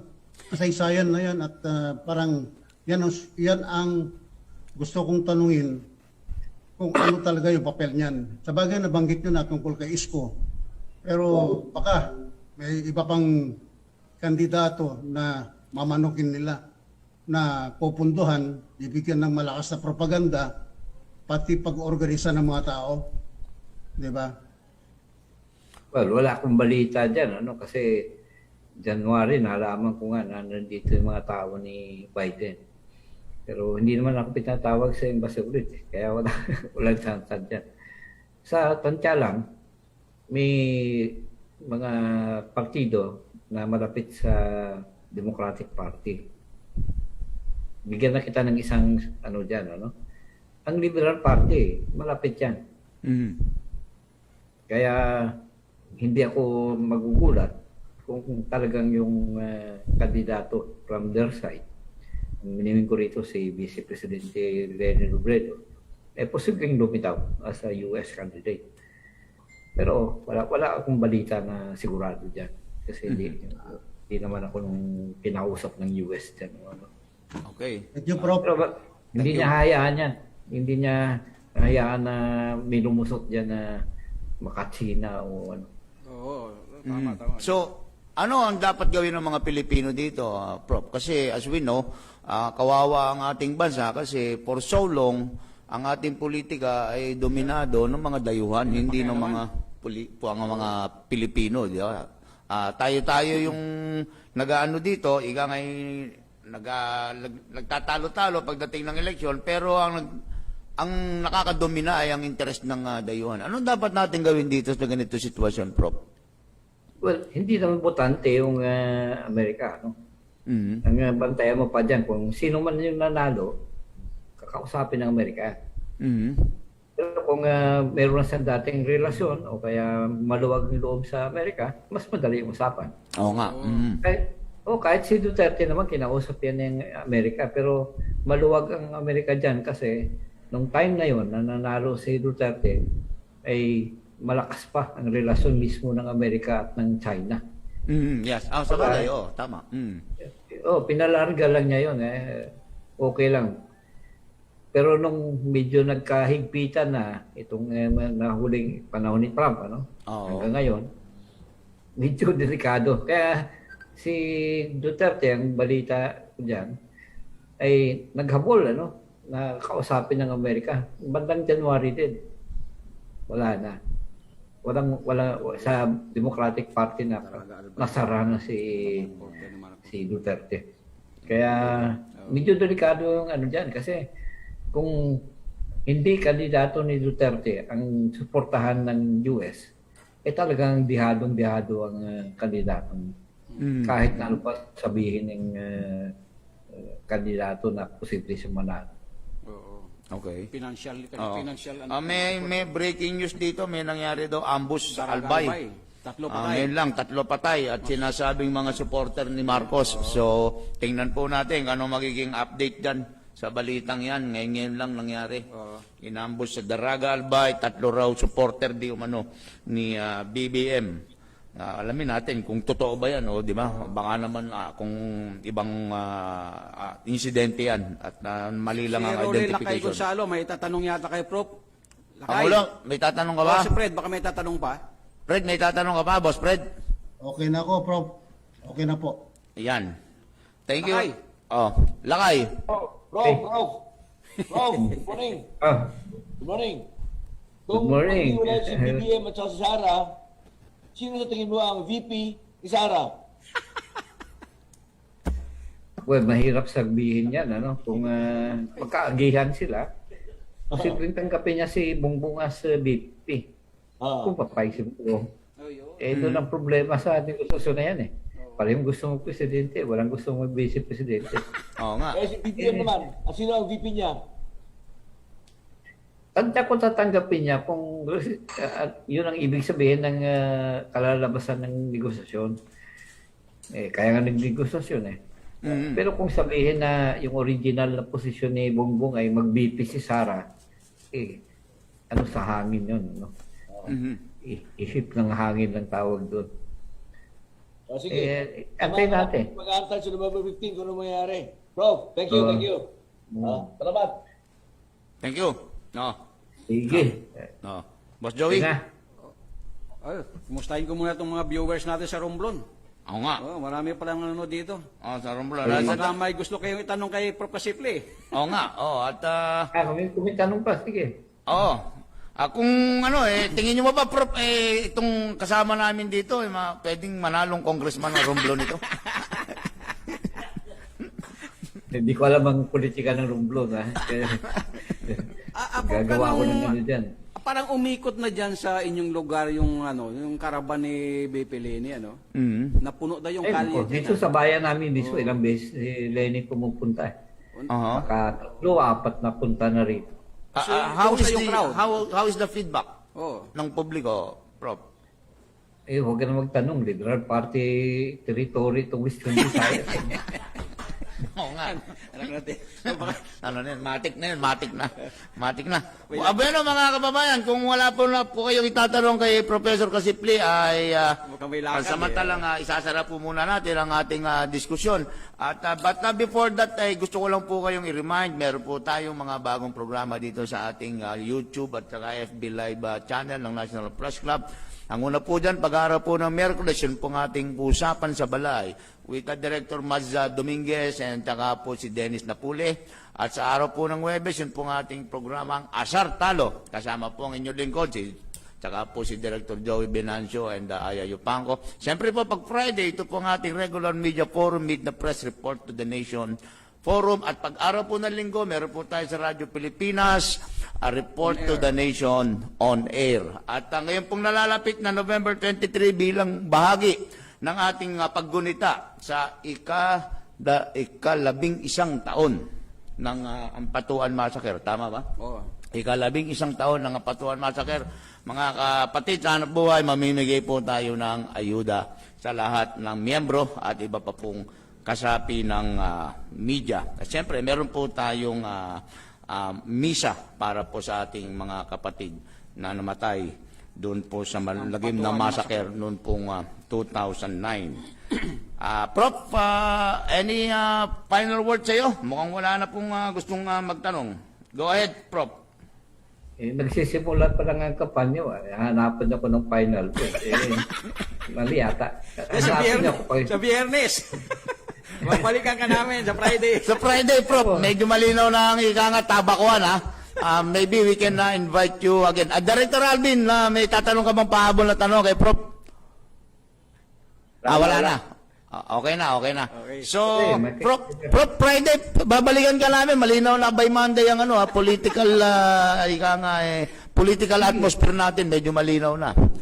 Pwede ba ang Friday, kindly indulge us again, Friday? Ako naman libre ngayon. Nagpapahinga lang ako rito sa Iloilo. Ayaw, no?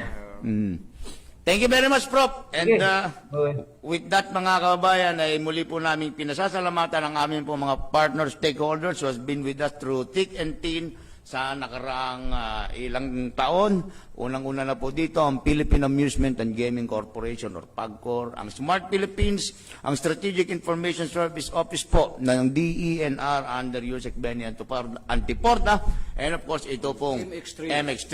And again, hindi po totoong patay na ang malayang pamamahayag sa Pilipinas, lalo na po ang print media, sapagat ito po ang latest issue ng pahayag ng Remate, Pinoy Expose at saka po Police Files Tonight. And with that, ay salamat po for joining us again kay Professor Monca Simple at saka po kay James Jimenez ng COMELEC. Samahan niyo po ulit ang ating programang Meet the Press On-Air Report to the Nation, Meet the Press Report to the Nation Media Forum sa susunod na Biyernes. Sigurado po, mas marami po tayong bisita. Si kasama nga Rapi Tulpo, si Congressman Marcoleta, and of course, babalik po sa atin si Mr. Ramon Casiple kasi po, si Professor Casiple kasi malinaw na by Monday kung ano po ang hugis ng ating politika dahil dyan na po malalaman ang final list ng atin po mga kandidato. And nga pala, ito ay standby announcement lang po ito. Baka po Monday ay magpapail ng kanyang kandidatura sa Senado, si General Guillermo Ilazar. Iimbitahan po natin siya na after nang mag-filing siya ng kanyang kandidatura bilang senador sa Lunes, pwedeng dito na po siya mag-press con sa National Press Club. Nang kumita naman tayo sa kanya. And with that, magandang araw po at masarap na tanghalian po sa ating lahat. Welcome to the Report to the Nation Media Forum of the National Press Club.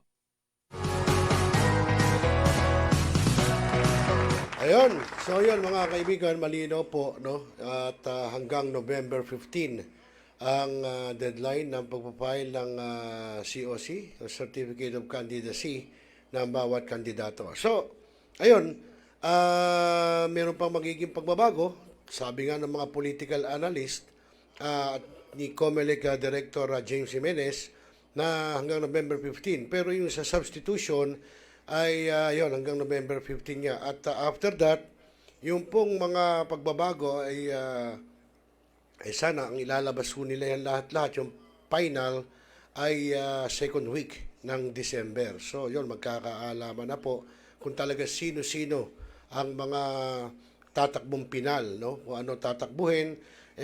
Kanina nga, sabi ko nga sa inyo, ay nag-withdraw na si General Bato de la Rosa ng kanyang COC, no? Sa pagka-presidente.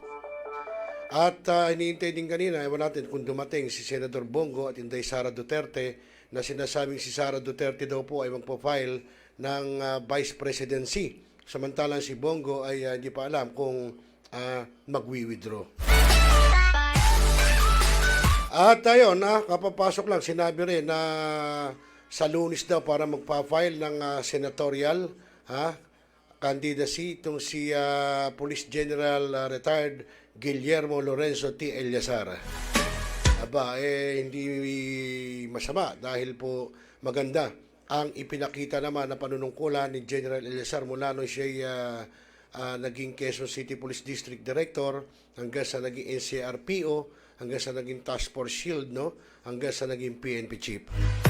Kaya hindi po masama kung siya ipapasok sa Senado para manungkulan muli, no? Siyempre, kapag public servant ka, magre-retiro ka, hahanapin mo na ng katawan mo yan na gusto mo magserbisyo, etc. So, well, let's see kung matutuloy yung pagpa-file ng candidacy ni Police General Guillermo Eliazar.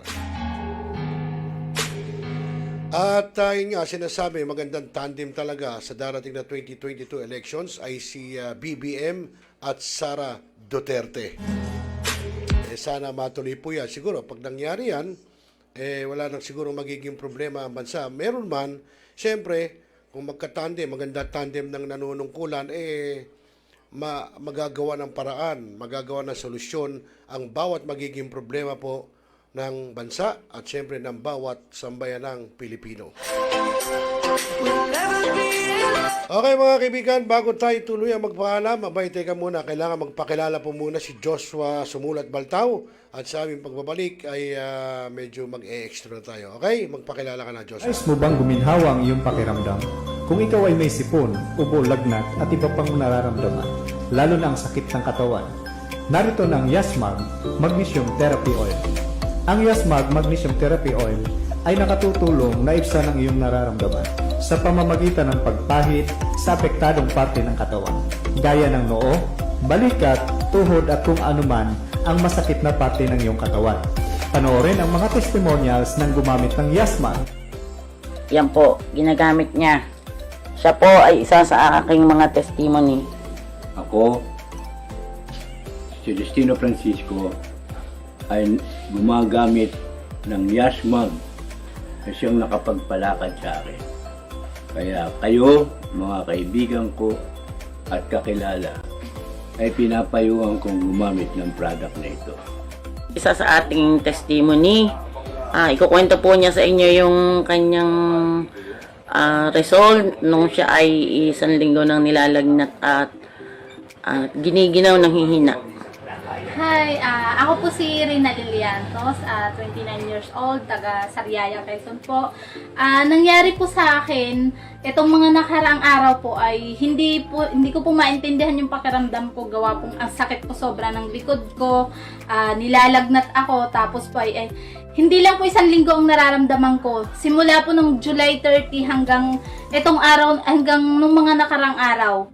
Yun lang po, nawala lang po ng dahil sa magnesium. Paano ginawa mo? Ang ginawa lang po sa akin ay ipinahinaplas po sa akin likod kung saang parte ng katawan ang masakit. Tapos po ay hinilot lang po ako.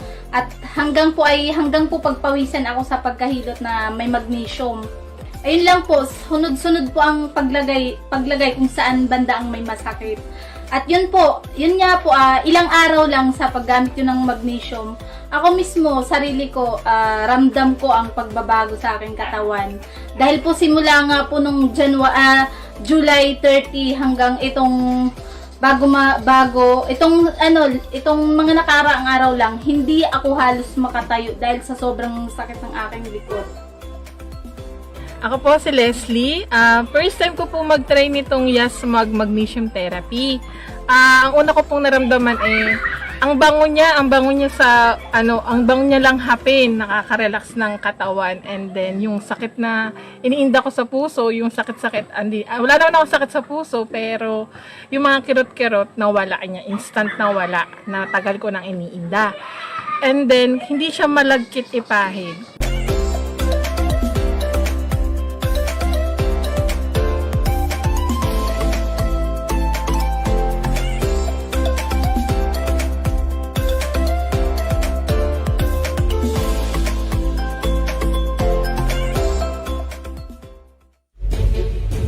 Pinaigting, pinalakas ang bagong News Online TV ng bagong milenyo.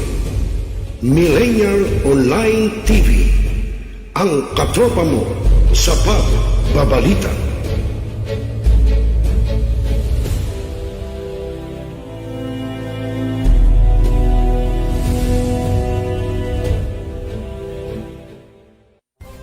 Mga katropa, ako ang inyong lingkod, Brian Anyosa. Samahan po ninyo ako sa panibago nating programa dito sa Millennial Online TV, ang Balitaktakan, kung saan pag-uusapan natin ang lahat ng mga balitang bumabandera sa isang buong linggo at mga impormasyong dapat ninyong malaman. Paano kami mapanood? I-type lang sa inyong mga Facebook at YouTube account ang Millennial Online TV. Ano pang hihintay mo, katropa? Like, subscribe, at share na! Mga katropa, ako po si Randel Villados, ang online naranista ng bagong milenyo ng Millennial Online TV, na nag-aanyaya sa inyo na makikanta, makisaya, at tumutok sa lahat ng programa ng Millennial Online TV. I-type lamang sa inyong Facebook at YouTube ang Millennial Online TV. Nood na, mga katropa!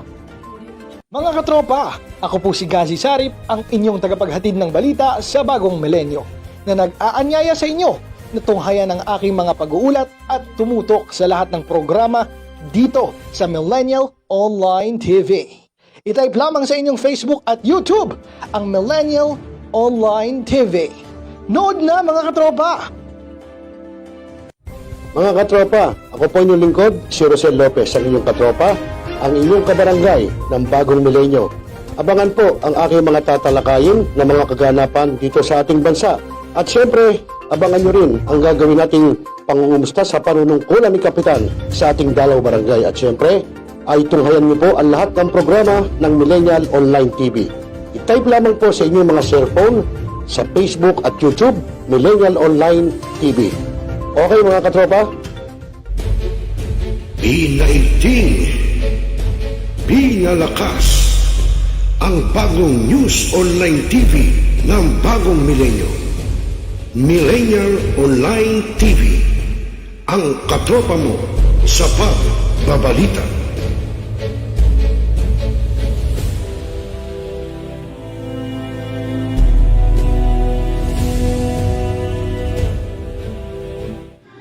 Barangay, pangunahing unit ng pamahalaan lokal, kung saan dito pinag-uusapan ang bawat sigalot ng mga residente ng bawat barangay. Dito rin pinag-uusapan ng mga piling halal na opisyal na barangay ang mga proyekto para sa kanilang barangay. Kumustahin natin ang panunungkulan ni Kapitan dito sa Dalaw Barangay sa Millennial Online TV Worldwide, ang katropa ng bawat barangay. At tinatapos ang ating pagpupulong. Maraming salamat po sa inyong pagdalo at tapos na po ang ating session. Enjoy na po tayo.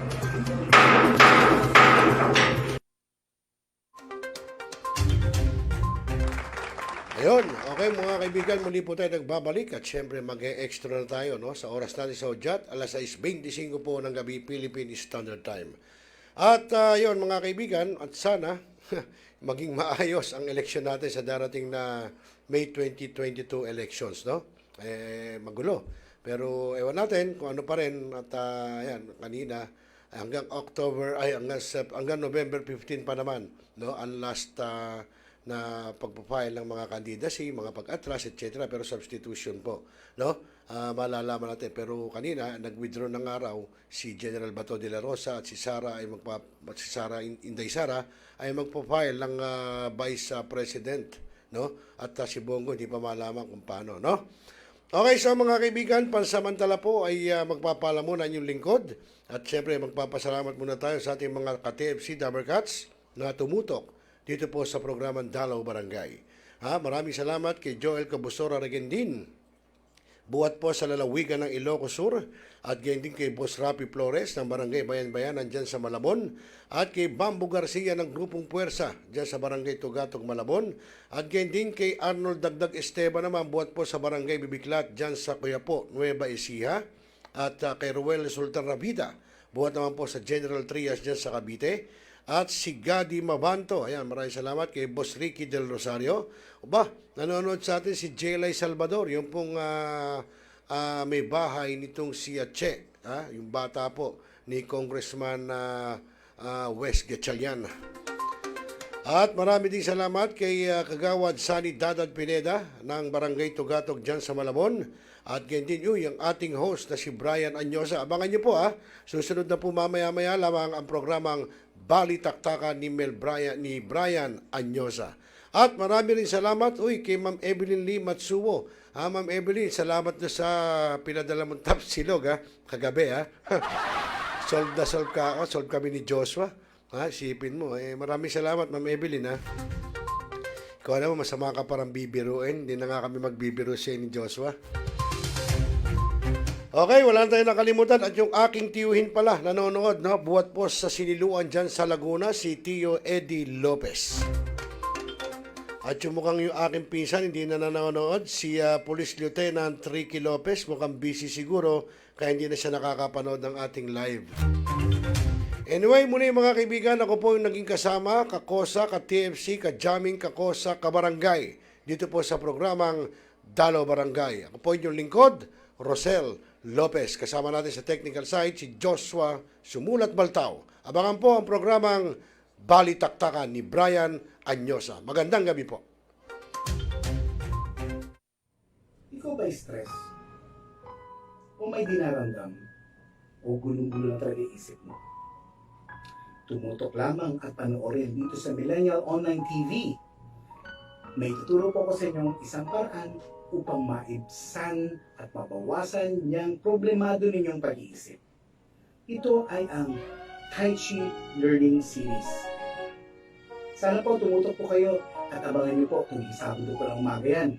Dito lamang po sa Millennial Online TV. Salamat po!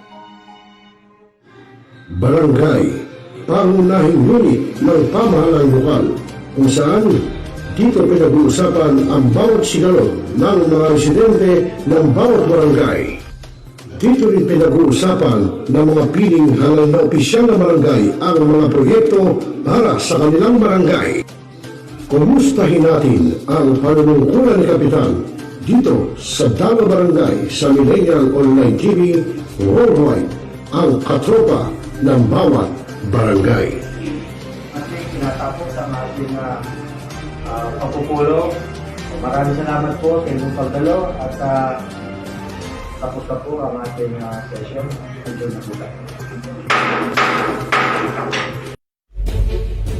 Inaigting, pinalakas ang bagong News Online TV ng bagong milenyo. Millennial Online TV, ang katropa mo sa pagbabalita.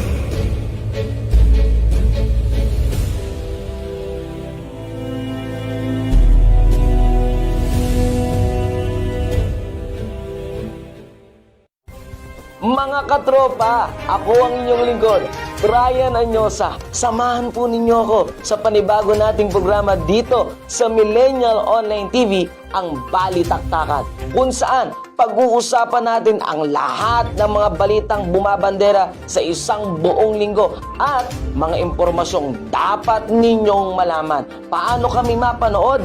I-type lang sa inyong mga Facebook at YouTube account ang Millennial Online TV. Ano pang hinihintay mo, katropa? Like, subscribe, at share na!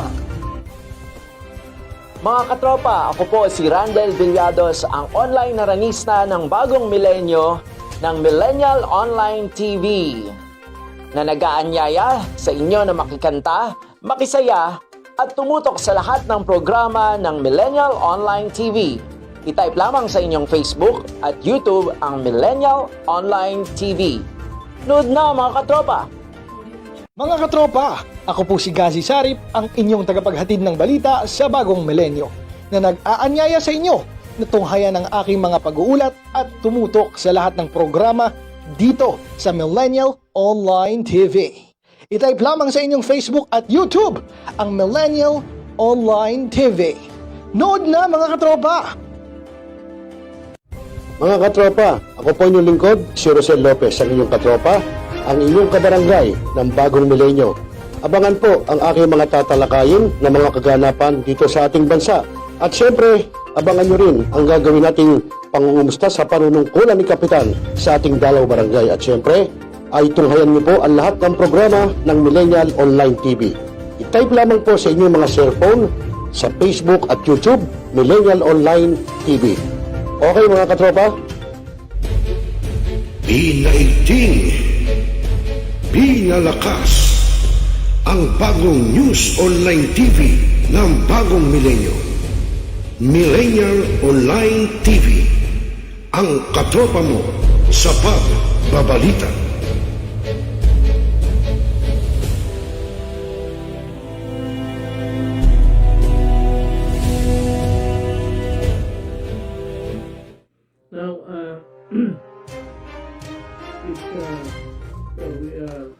Talakayin, revisahin, opinyon, palawakin, aksyonan. Kasama si Rosel Lopez, ang inyong katropa, dito lang sa Millennial Online TV, ang katropa mo sa pagbabalita. Pinaigting, pinalakas ang bagong news online TV ng Bagong Milenyo. Millennial Online TV, ang katropa mo sa pagbabalita.